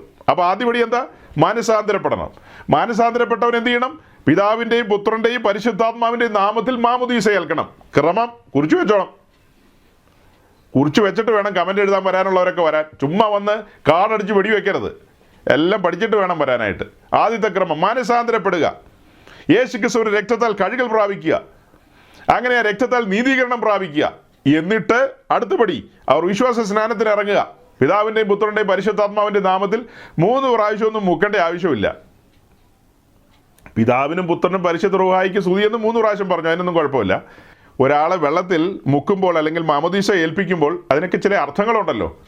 ആ അർത്ഥങ്ങളെല്ലാം തെറ്റിച്ച് കളഞ്ഞുകൊണ്ടാണ് 3 പ്രാവശ്യം പിടിച്ച് മുക്കുന്നത്. പാപസംബന്ധമായി മരിച്ച വ്യക്തിയാണ് അടക്കുന്നത്. ഒരാൾ 3 പ്രാവശ്യം അടക്കുന്നുണ്ടോ നമ്മൾ? ഇപ്പോൾ ഈ മെത്രാനെയൊക്കെ വാഴിക്കുന്ന സമയത്ത് ഓക്സിയോസ് ചൊല്ലാറുണ്ട്. കസേരയ്ക്കകത്തിരുത്തി പൊക്കി എത്രയോ തവണ പൊക്കും. അത് 3 ആണോ 4 ആണോ എത്രയാണോ മറന്നുപോയി. അപ്പോൾ എത്രയോ തവണ പൊക്കിക്കൊണ്ട് ബാക്കിയുള്ളവർ ഓക്സിയോസ് ചൊല്ലും. അങ്ങനെ ബാക്കി അച്ഛന്മാർ ഓക്സിയോസ് ചൊല്ലുമ്പോൾ ഇങ്ങനെ പൊക്കിയും താത്തിക്കൊണ്ടിരിക്കും. അതുപോലെ ഈ ശവപ്പെട്ടി നമ്മൾ കുഴിക്കകത്തേക്ക് ഇറക്കി വെച്ചിട്ട്, അപ്പച്ചൻ്റെ ശവപ്പെട്ടിയെ കുഴിക്കകത്തേക്ക് വെച്ചിട്ട് അങ്ങനെ അത് കയറും കൊണ്ട് പിന്നെയും പൊക്കിയെടുക്കുന്നു, കരയിൽ വെക്കുന്നു. അത് കഴിഞ്ഞിട്ട് വീണ്ടും താഴേക്ക് ഇറക്കുന്നു പുത്രൻ്റെ നാമത്തിൽ, പിന്നെ കരയ്ക്കിറക്കുന്നു, പിന്നെ പരിശുദ്ധാത്മാവിൻ്റെ നാമത്തിൽ. അങ്ങനെയാണോ ചവാടക്ക് കടത്തുന്നത്? അങ്ങനെയല്ലല്ലോ. ഇവിടെ പാപസംബന്ധമായി മരിച്ച ആദാമിൻ്റെ മകനെ അടക്കുകയാണ്, എന്നേക്കുമായിട്ട് അടക്കുകയാണ്. മുക്കി പൊക്കി അങ്ങനെയൊന്നും അല്ലെന്നേ. ഇതൊക്കെ തോന്നലുകളാണ്. ഇതൊക്കെ നിങ്ങൾ എങ്ങനെയോ എവിടെന്നോ ഏതോ നൂറ്റാണ്ടിൽ എവിടെയോ ഏതോ വളവിൽ വെച്ച് സംഘടിപ്പിച്ച് വെച്ച ആശയങ്ങളാണ് ഇതൊക്കെ. ഇതിനൊന്നും ബിബ്ലിക്കലി ഇതിനൊന്നും പിന്തുണകളില്ല. ഇതിനൊന്നും ഒരു പിന്തുണ ലഭിക്കാൻ പോകുന്നില്ല. ഓക്കെ, അപ്പോൾ അടുത്ത പടി എന്ന് പറയുന്നത് സ്നാനത്തിന് ഇറങ്ങണം, സ്നാനപ്പെടണം, സ്നാനപ്പെട്ട് ക്രിസ്തുവിനോട് ചേരണം. അതായത് ഈ ശരീരത്തിൽ ഇനി സൈറ്റാന് ക്ലെയിം ചെയ്യാൻ അവകാശം കൊടുക്കരുത്. പൂർണ്ണമായും ക്രിസ്തുവിൻ്റെ വകയായി തീരണം. അതിൻ്റെ വിശദാംശങ്ങളുണ്ട്, അതിലേക്ക് പോകുന്നില്ല. അടുത്ത പടി കാത്തിരുന്ന് ആത്മസ്നാനം പ്രാപിക്കണം. പരിശുദ്ധാത്മാവിൽ ഒരു സ്നാനമുണ്ട്. അങ്ങനെ ആ സ്നാനത്തിലേക്ക് വരണം. ഉയരത്തിലെ ശക്തി ധരിക്കണം. എങ്കിലേ ജയകരമായൊരു ക്രിസ്തീയ ജീവിതം നയിക്കാൻ കഴിയൂ, സാക്ഷിയാകാൻ കഴിയൂ. അതിനൊക്കെ വേണ്ടിയിട്ടാണ് ആ കാര്യം പറയാനുള്ളത്.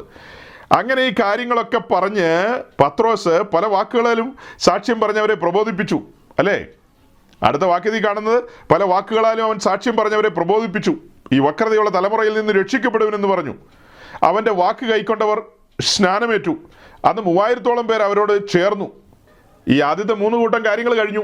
മാനസാന്തരപ്പെടണം, വിശ്വാസ സ്നാനത്തിന് ഇറങ്ങണം, ആത്മസ്നാനം പ്രാപിക്കണം. എന്നിട്ട് അവരോട് പറയാണ്, നിങ്ങൾ നിങ്ങളെ തന്നെ സൂക്ഷിക്കണം, വക്രതയുള്ള തലമുറയുടെ നടുവിൽ നിന്ന് നിങ്ങൾ നിങ്ങളെ തന്നെ രക്ഷിക്കണം എന്നൊക്കെ പറഞ്ഞ് പല കാര്യങ്ങളും പറഞ്ഞ് കേൾപ്പിച്ചിട്ട് അവിടെ സ്നാനമേറ്റ ആൾക്കാർ ഒത്തിരിയുണ്ട്, 3000-ഓളം പേരുണ്ട്. അവരോട് ചേർന്നു. അവർ അപ്പോസ്തലന്മാരുടെ ഉപദേശം കേട്ടു. അപ്പോസ്തലന്മാരുടെ കയ്യിൽ ഉപദേശമുണ്ട്. ആ സംഭവം ഞങ്ങളുടെ കയ്യിലുമുണ്ട്. ഞങ്ങൾ ഉപദേശം കേൾക്കുന്നവരാണ്, ഉപദേശം പറയുന്നവരാണ്. ഞങ്ങൾ ഉപദേശം കേൾക്കുന്നവരാണ്, ഉപദേശം പറയുന്നവരാണ്. അടുത്തത് എന്താ? കൂട്ടായ്മ ആചരിച്ചു. ലോകപ്രസിദ്ധമാണ് പെന്തിക്കോസ്തുകാരുടെ ഫെലോഷിപ്പ് എന്ന് പറയുന്നത്. ഇപ്പോൾ അതിനൊക്കെ ഇച്ചിരി മങ്ങലേറ്റിട്ടുണ്ട്. അതിനെക്കുറിച്ചൊക്കെ പിന്നാലെ ഞങ്ങൾ വിശദീകരിക്കാം.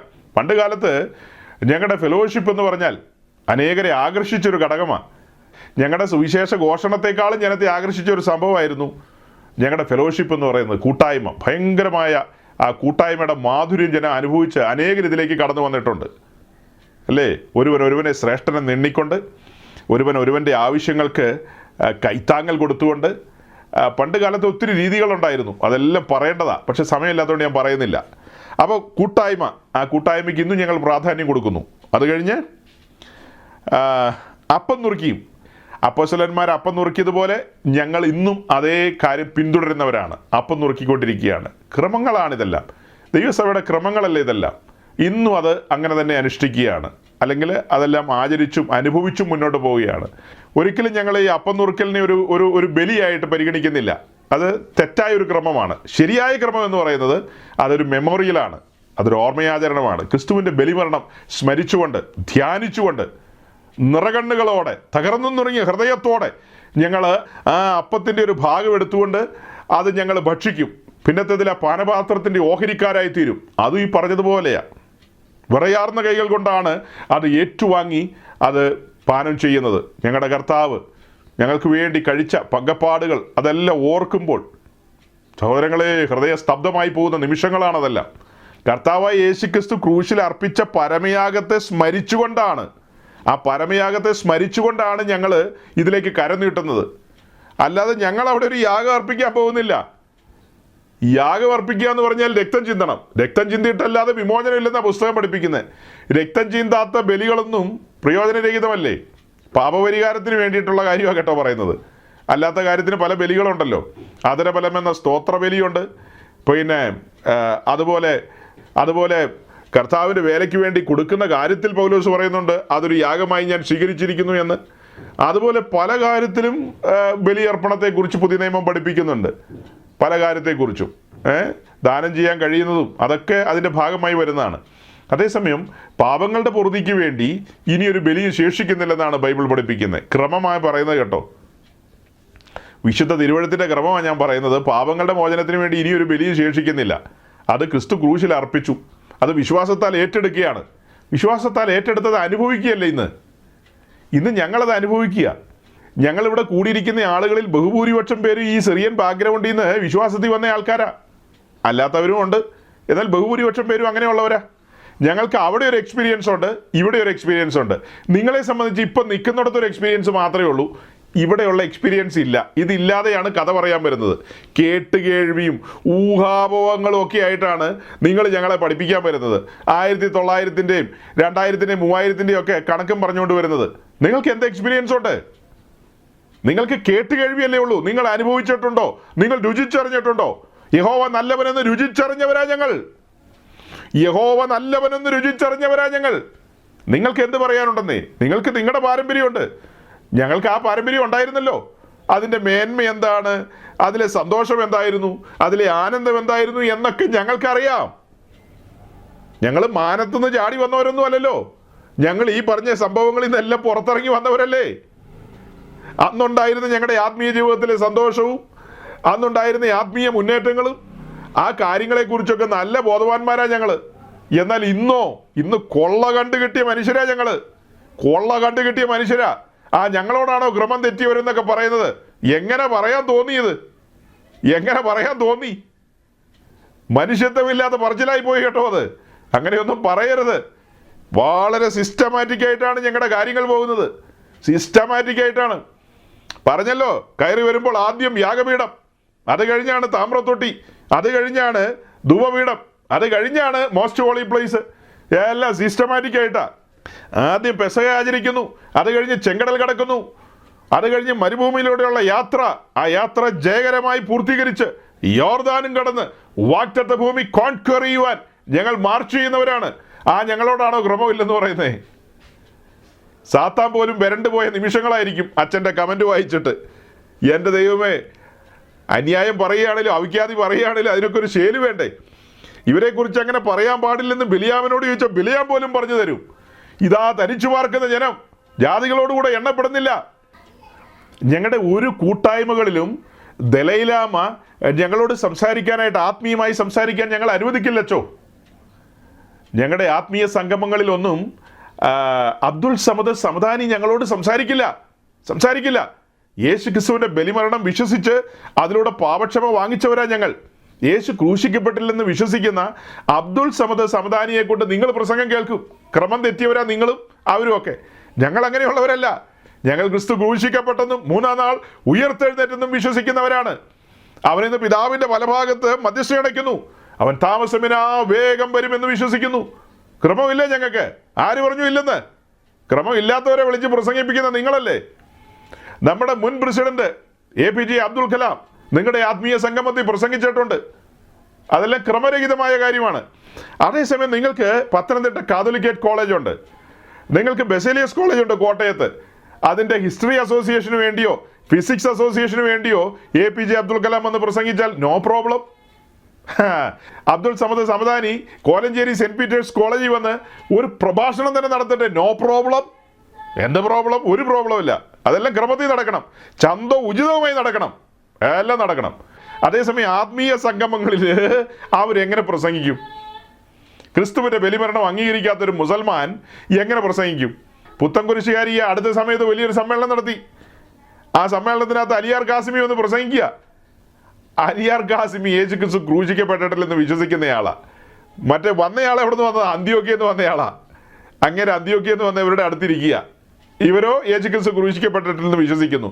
രണ്ടുപേരും ഒരു വേദി അലങ്കരിക്കുകയാണ്. ഞങ്ങൾക്ക് അങ്ങനെ ഒരു ക്രമമില്ല അച്ചോ, ഞങ്ങൾക്ക് അങ്ങനെ ഒരു ക്രമമില്ല. കഴുത്ത് പോയാലും ഞങ്ങൾ അങ്ങനെ ചെയ്യില്ല. ഞങ്ങളുടെ ഇടയിൽ ഒരു CSIയിലെ ബിഷപ്പ് ഈ അടുത്ത കാലത്ത് വന്ന് 2 അക്ഷരമേ പറഞ്ഞോളൂ. 3-ാമത്തെ അക്ഷരം പറഞ്ഞ് പൂർത്തീകരിക്കുന്നതിന് മുമ്പ് കൊടുങ്കാറ്റാണ് അടിച്ചത്. ഞങ്ങളെല്ലാം ഇളകി പറഞ്ഞു. ഈ ഉള്ളവൻ തന്നെ പ്രസംഗിച്ചൊരു പ്രസംഗം എന്ന് 50,000 പേരാ കേട്ടത്. എന്ത് ഭ്രാന്തായി കാണിച്ചതെന്നാ ചോദിച്ചത്. CSIയിലൊരു ബിഷപ്പ് വന്ന് അത് വിവരക്കേടുകളാണ് പറഞ്ഞത്. സ്റ്റാൻഡേർഡായിട്ട് എന്തെങ്കിലും പറഞ്ഞാലും വേണ്ടില്ലായിരുന്നു. ചുമ്മാ മണ്ടത്തരങ്ങളാണ് പറഞ്ഞത്. അതൊന്നും ഞങ്ങൾ അനുവദിക്കില്ല. ക്രമം തെറ്റിയ കാര്യങ്ങളാണത്. ഞങ്ങൾ ക്രമമുള്ളവരാണച്ചോ, ക്രമമുള്ളവരാ. ഞാനെൻ്റെ വാക്കുകളെ ചുരുക്കാം. എബ്രായ ലേഖനം 6-ാം അധ്യായത്തിൻ്റെ ആദ്യത്തെ ആ വാക്യം കൂടി ഒന്ന് പറഞ്ഞിട്ട് ഞാൻ അങ്ങ് അവസാനിപ്പിച്ചേക്കാം. എങ്ങനെയത്? അതുകൊണ്ട് നിർജീവ പ്രവൃത്തികളെക്കുറിച്ചുള്ള മാനസാന്തരം, ദൈവത്തിലെ വിശ്വാസം, സ്നാനങ്ങളെക്കുറിച്ചുള്ള ഉപദേശം, കൈവെപ്പ്, മരിച്ചവരുടെ പുനരുത്ഥാനം, നിത്യശിക്ഷാവിധി എന്നിങ്ങനെയുള്ള അടിസ്ഥാനം പിന്നെയും ഇടാതെ നാം ക്രിസ്തുവിനെക്കുറിച്ചുള്ള ആദ്യ വചനം വിട്ട് പരിജ്ഞാനപൂർത്തി പ്രാപിപ്പാൻ ശ്രമിക്കുക. അത് ശ്രമിക്കുന്നവർ ഞങ്ങളാണ്. ഇതൊക്കെ അഭിമാനപൂർവ്വമാണ് പറയുന്നത്, അഹങ്കാരം കൊണ്ടല്ല പറയുന്നത്. ഞങ്ങൾ ചെയ്യുന്ന കാര്യം ഞങ്ങൾക്ക് പറയാമല്ലോ. ഞങ്ങൾക്ക് പറയാൻ മേലെ. ഞങ്ങൾ ആ പരിജ്ഞാനപൂർത്തിയിലേക്ക് വരുവാൻ വേണ്ടിയാണ് ഇങ്ങനത്തെ മീറ്റിങ്ങുകളും ഞങ്ങളുടെ സഹോദരങ്ങളൊക്കെ ഇല്ലാത്ത സമയം ഉണ്ടാക്കി വന്നിരിക്കുന്നത്. ആ പരിജ്ഞാനപൂർത്തിയിലേക്ക് എത്തപ്പെടണം. അതിനു വേണ്ടിയിട്ടാണ്. എങ്ങനെയാണ് വാക്യം തുടങ്ങിയത്? അതുകൊണ്ട് നിർജീവ പ്രവൃത്തികളെക്കുറിച്ചുള്ള മാനസാന്തരം. തുടക്കം തന്നെ മാനസാന്തരത്തെക്കുറിച്ചാണ് പറയുന്നത്. ക്രമം നമ്പർ 1 മാനസാന്തരം. 2 എന്താ പറയുന്നത്? ദൈവത്തിലെ വിശ്വാസം. അപ്പോൾ മാനസാന്തരാനുഭവത്തിലേക്ക് വരുന്നവൻ ദൈവവിശ്വാസത്തിൽ മുന്നോട്ട് വരികയാണ്. വിശ്വാസത്താലുള്ള നീതീകരണം പ്രാപിക്കുകയാണ്. അവൻ്റെ ഉള്ളിൽ അനുതാപം മുളപൊട്ടി വരുന്നു. മാനസാന്തരത്തിലേക്ക് നയിക്കപ്പെടുകയാണ്. വിശ്വാസം അങ്കുരിക്കപ്പെടുകയാണ്. ശരിയായ സത്യവിശ്വാസത്തിലേക്ക് വരികയാണ്. അങ്ങനെ അവൻ കുഞ്ഞാടിൻ്റെ തങ്കച്ചോരയാൽ നീതീകരണം പ്രാപിക്കുകയാണ്. പിന്നെയോ സ്നാനങ്ങളെക്കുറിച്ചുള്ള ഉപദേശം. സ്നാനങ്ങളെക്കുറിച്ചെന്ന് പറയുമ്പോൾ ബഹുവചനത്തിലാണ് പറഞ്ഞിരിക്കുന്നത്. അതായത് വിശ്വാസ സ്നാനത്തെക്കുറിച്ചും ആത്മസ്നാനത്തെക്കുറിച്ചും അങ്ങനെ പല കാര്യങ്ങളും പറയാനുണ്ടല്ലോ. ഈ സ്നാനത്തെക്കുറിച്ചൊക്കെ ആധികാരികമായി ഞങ്ങൾ പറയും. അതിൻ്റെ ക്രമം കണ്ടില്ലേ? മാനസാന്തരപ്പെട്ടവൻ വിശ്വാസ സ്നാനത്തിന് ഇറങ്ങണം, കാത്തിരുന്ന് ആത്മസ്നാനം പ്രാപിക്കണം. അതെല്ലാം അവിടെ വന്നു കഴിഞ്ഞു. അത് കഴിഞ്ഞോ? കൈവെപ്പ്. അങ്ങനെ വിശ്വാസ സ്നാനത്താൽ മുന്നോട്ട് വന്ന് ആത്മസ്നാനം പ്രാപിക്കുന്നവർ അപ്പോസ്തലന്മാരുടെ കൈവെപ്പിനാൽ അല്ലേ? പത്രോസ് യോഹന്നാനൊക്കെ ശമരിയിൽ കടന്നു എന്ന് കൈവച്ചപ്പോൾ ജനത്തിന് മേൽ പരിശുദ്ധാത്മാവ് വന്നെന്ന് നമ്മൾ വായിക്കുന്നില്ലേ? അവരുടെ കയ്യിൽ മൂറോന്റെ കുപ്പിയൊന്നും ഇല്ലായിരുന്നു. ശമരിയിൽ ആരുടെ മേലും മൂറോനൊന്നും പൂശിയില്ല. മൂറോനൊന്നും പൂശാതെ അവർ കൈവച്ചപ്പോൾ അവരുടെ മേൽ ആത്മാവ് വന്നു. ആത്മാവിൽ നിറയപ്പെട്ടു. കൈവെപ്പ്. അടുത്തത് എന്താ? മരിച്ചവരുടെ പുനരുത്ഥാനം. മരിച്ചവരുടെ പുനരുത്ഥാനം. പുനരുത്ഥാനത്തെക്കുറിച്ച് എത്രയോ ആധികാരികമായ ഞങ്ങൾ സംസാരിക്കുന്നത്. ക്രമമില്ലാത്തവരാണോ? വളരെ ക്രമമായിട്ടല്ലേ പറയുന്നത്. 1 കൊരിന്ത്യർ ലേഖനം 15:20 മുതൽ താഴേക്ക് ഞങ്ങൾ അതിന്റെ ക്രമത്തിൽ പറയും. മരിച്ചവരിൽ നിന്നുള്ള ആദ്യഫലം ക്രിസ്തു. ക്രമം നമ്പർ 1 ആദ്യഫലം ക്രിസ്തു. പിന്നെ ക്രിസ്തുവിനുള്ളവർ. അതെല്ലാം ABCD എന്നിടും. എന്നിട്ട് ഓരോന്നും എഴുതും. ക്രിസ്തുവിനുള്ളവർ എന്ന് പറയുമ്പോൾ ആരെല്ലാമാണ് അതെല്ലാം അങ്ങനെ പറഞ്ഞു വന്നിട്ട് പിന്നെയാണ് അവസാനം. അത് കഴിഞ്ഞ് അതിൻ്റെ ചട്ടപ്രകാരം കാര്യങ്ങൾ പോകും. രാജ്യം പുത്രൻ പിതാവിനെ ഏൽപ്പിക്കും. അങ്ങനെ ഈ കാണുന്ന ഭൂമി ഈ ആകാശവും ഒഴിഞ്ഞുപോയി തൽസ്ഥാനത്തേക്ക് പുതിയ ഭൂമിയും പുതിയ ആകാശവും വരും. ആ പുതിയ ഭൂമിയിലേക്ക് പുതിയ യെരൂശലേം എന്ന് പറയുന്ന നഗരം ഇറങ്ങി വരും. അവിടെ ഞങ്ങളുടെ കർത്താവായ യേശുക്രിസ്തുവിനോട് കൂടെ യുഗകാലം വാഴും. നല്ല ക്രമമായി പറയുന്നത്. ഈ ക്രമത്തിലേക്ക് വരുവാൻ താല്പര്യമുള്ള മനസ്സൊരുക്കമുള്ള സത്യാന്വേഷികളായ എല്ലാ സുറിയാനി ക്രിസ്ത്യാനികളെയും ഞങ്ങൾ സ്വാഗതം ചെയ്യുന്നു. അപ്പം മരിച്ചവരെ കുറിച്ചുള്ള പുനരുത്ഥാനം, നിത്യശിക്ഷാവിധി എന്നിങ്ങനെയുള്ള അടിസ്ഥാനങ്ങൾ. നിത്യശിക്ഷാവിധി അതൊക്കെ പറയേണ്ടതാ. നിത്യശിക്ഷാവിധിയൊക്കെ ഞങ്ങൾ പറയും, വളരെ കൃത്യമായിട്ട് പറയും. യേശുക്രിസ്തുവിന്റെ സിംഹാസനത്തെക്കുറിച്ച് പറയും, തേജസ്സിന്റെ സിംഹാസനത്തെക്കുറിച്ച് പറയും, പിന്നെ വെള്ള സിംഹാസനത്തെക്കുറിച്ച് പറയും. ഇങ്ങനെ ഈ പറയപ്പെട്ട സിംഹാസനങ്ങളുടെ മുമ്പാകെയെല്ലാം ആരെല്ലാം വരും, ആരെല്ലാം ശിക്ഷാവിധിയിൽ അകപ്പെടും എന്നുള്ള കാര്യങ്ങളെല്ലാം സവിസ്തരം പറയും. അതെല്ലാം അടുക്കും ചിട്ടയോടും കൂടി പറയും. അതായത് ഒരു ഓർഡറിൽ കാര്യങ്ങൾ പറയുന്നു. എല്ലാ കാര്യങ്ങളും ഓർഡറിൽ പറയും. അതെല്ലാം പറയുന്ന കൂട്ടരാ ഞങ്ങൾ. ഞങ്ങളെക്കുറിച്ച് നട്ടാ കിളുക്കാത്ത കാര്യമാണ് പറഞ്ഞു വെച്ചത്. എന്തായാലും ഞങ്ങൾ ഈ പറയുന്ന കാര്യങ്ങളെല്ലാം കേട്ട് ഞങ്ങളുടെ സഹോദരങ്ങൾ, അല്ലേ, നിങ്ങൾ ഞങ്ങളുടെ അസ്ഥിയിൽ നിന്ന് അസ്ഥിയും മാംസത്തിൽ നിന്ന് മാംസമായവരാ കേട്ടോ. വേറെ രീതി ചിന്തിച്ചേക്കരുത്. ഈ പ്രസംഗമൊക്കെ കേട്ടിട്ട് നിങ്ങളുടെ നേരെ എന്തെങ്കിലും ചന്ദ്രഹാസം ഇളക്കിക്കൊണ്ട് വരുന്നതല്ല ഇത്. ഞങ്ങൾക്ക് നിങ്ങളോടുള്ള പ്രണയം മൂത്തിട്ടാണ് ഇങ്ങനെയൊക്കെ പറയുന്നത്. നിങ്ങളും ഞങ്ങളോട് കൂടെ ആ ശുഭതയിൽ കാണണം, ശുഭദുർമുഖത്ത് കാണണം. നമുക്ക് ഒരുമിച്ച് പുതിയ ഭൂമിയിൽ നമ്മുടെ രക്ഷകനും കർത്താവുമായ യേശുക്രിസ്തുവിനോട് കൂടെ ചേർന്നിരുന്ന് ദൈവത്തെ മഹത്വപ്പെടുത്തണം. ഞങ്ങളും നിങ്ങളും നമ്മളിൽ ആരും നിത്യശിക്ഷാവിധിയിൽ അകപ്പെടരുത്. വരാൻ പോകുന്ന തീപ്പൊയ്കയിലേക്ക് നമ്മളിൽ ഒരു കുഞ്ഞു പോലും പോകാൻ ഇടവരരുത്. അതിനു വേണ്ടിയിട്ടാണ് ഞങ്ങൾ ഈ കണ്ടക്ഷോഭം നടത്തുന്നത്. പ്രസംഗത്തിൻ്റെ ഭോഷത്വത്താൽ ആരെയെങ്കിലുമൊക്കെ രക്ഷിക്കാൻ പറ്റുമോ എന്ന് ഞങ്ങൾ ഉത്സാഹിക്കുകയാണ്, ശ്രമിക്കുകയാണ്. അതിനാണ് ഞങ്ങൾ ഞങ്ങളുടെ കൂട്ടു സഹോദരങ്ങൾ ഒരുമിച്ച് ദൈവസന്നിധിയിൽ സ്തുതി സ്തോത്ര യാഗങ്ങൾ അർപ്പിച്ചുകൊണ്ട് അവരിൽ ഒരുവനായ ഞാൻ നിങ്ങളോട് ദൈവവചനം പങ്കുവയ്ക്കുന്നത്. ഈ കേൾക്കുന്ന വചനങ്ങൾ ന്യായവിധിക്ക് കാരണമാകാതെ ഇതൊരു അനുഗ്രഹത്തിന് കാരണമാകട്ടെ എന്ന് ആശംസിച്ചുകൊണ്ടും പ്രാർത്ഥിച്ചുകൊണ്ടും ഞാൻ എൻ്റെ വാക്കുകളിലൂടെ ചുരുക്കുകയാണ്. വളരെ ക്രമത്തിൽ മുൻപോട്ട് പോകുന്നൊരു സമൂഹമാണ്, സിസ്റ്റമാറ്റിക്കായിട്ട് മുൻപോട്ട് പോകുന്നൊരു സമൂഹമാണ്, പരിശുദ്ധാത്മാവിൻ്റെ നിയന്ത്രണത്തിലാണ്, അപ്പോസ്തലന്മാർ തുറന്നു തന്ന പാതയിലൂടെയാണ് സഞ്ചരിക്കുന്നത്. ഇതിൽ കൂടുതൽ എന്ത് പറയാനുണ്ട്? ഇതിൽ കൂടുതൽ ഒന്നും പറയാനില്ല സഹോദരങ്ങളെ. ഈ വാക്കുകൾ നിങ്ങളെ ഉത്തേജിപ്പിക്കട്ടെ, ജീവനുള്ള ദൈവത്വത്തിലേക്ക് തിരിക്കട്ടെ എന്ന് ആശംസിച്ചുകൊണ്ട് വാക്കുകളെ ചുരുക്കുന്നു. ദൈവം നിങ്ങളെ അനുഗ്രഹിക്കട്ടെ. Thank you.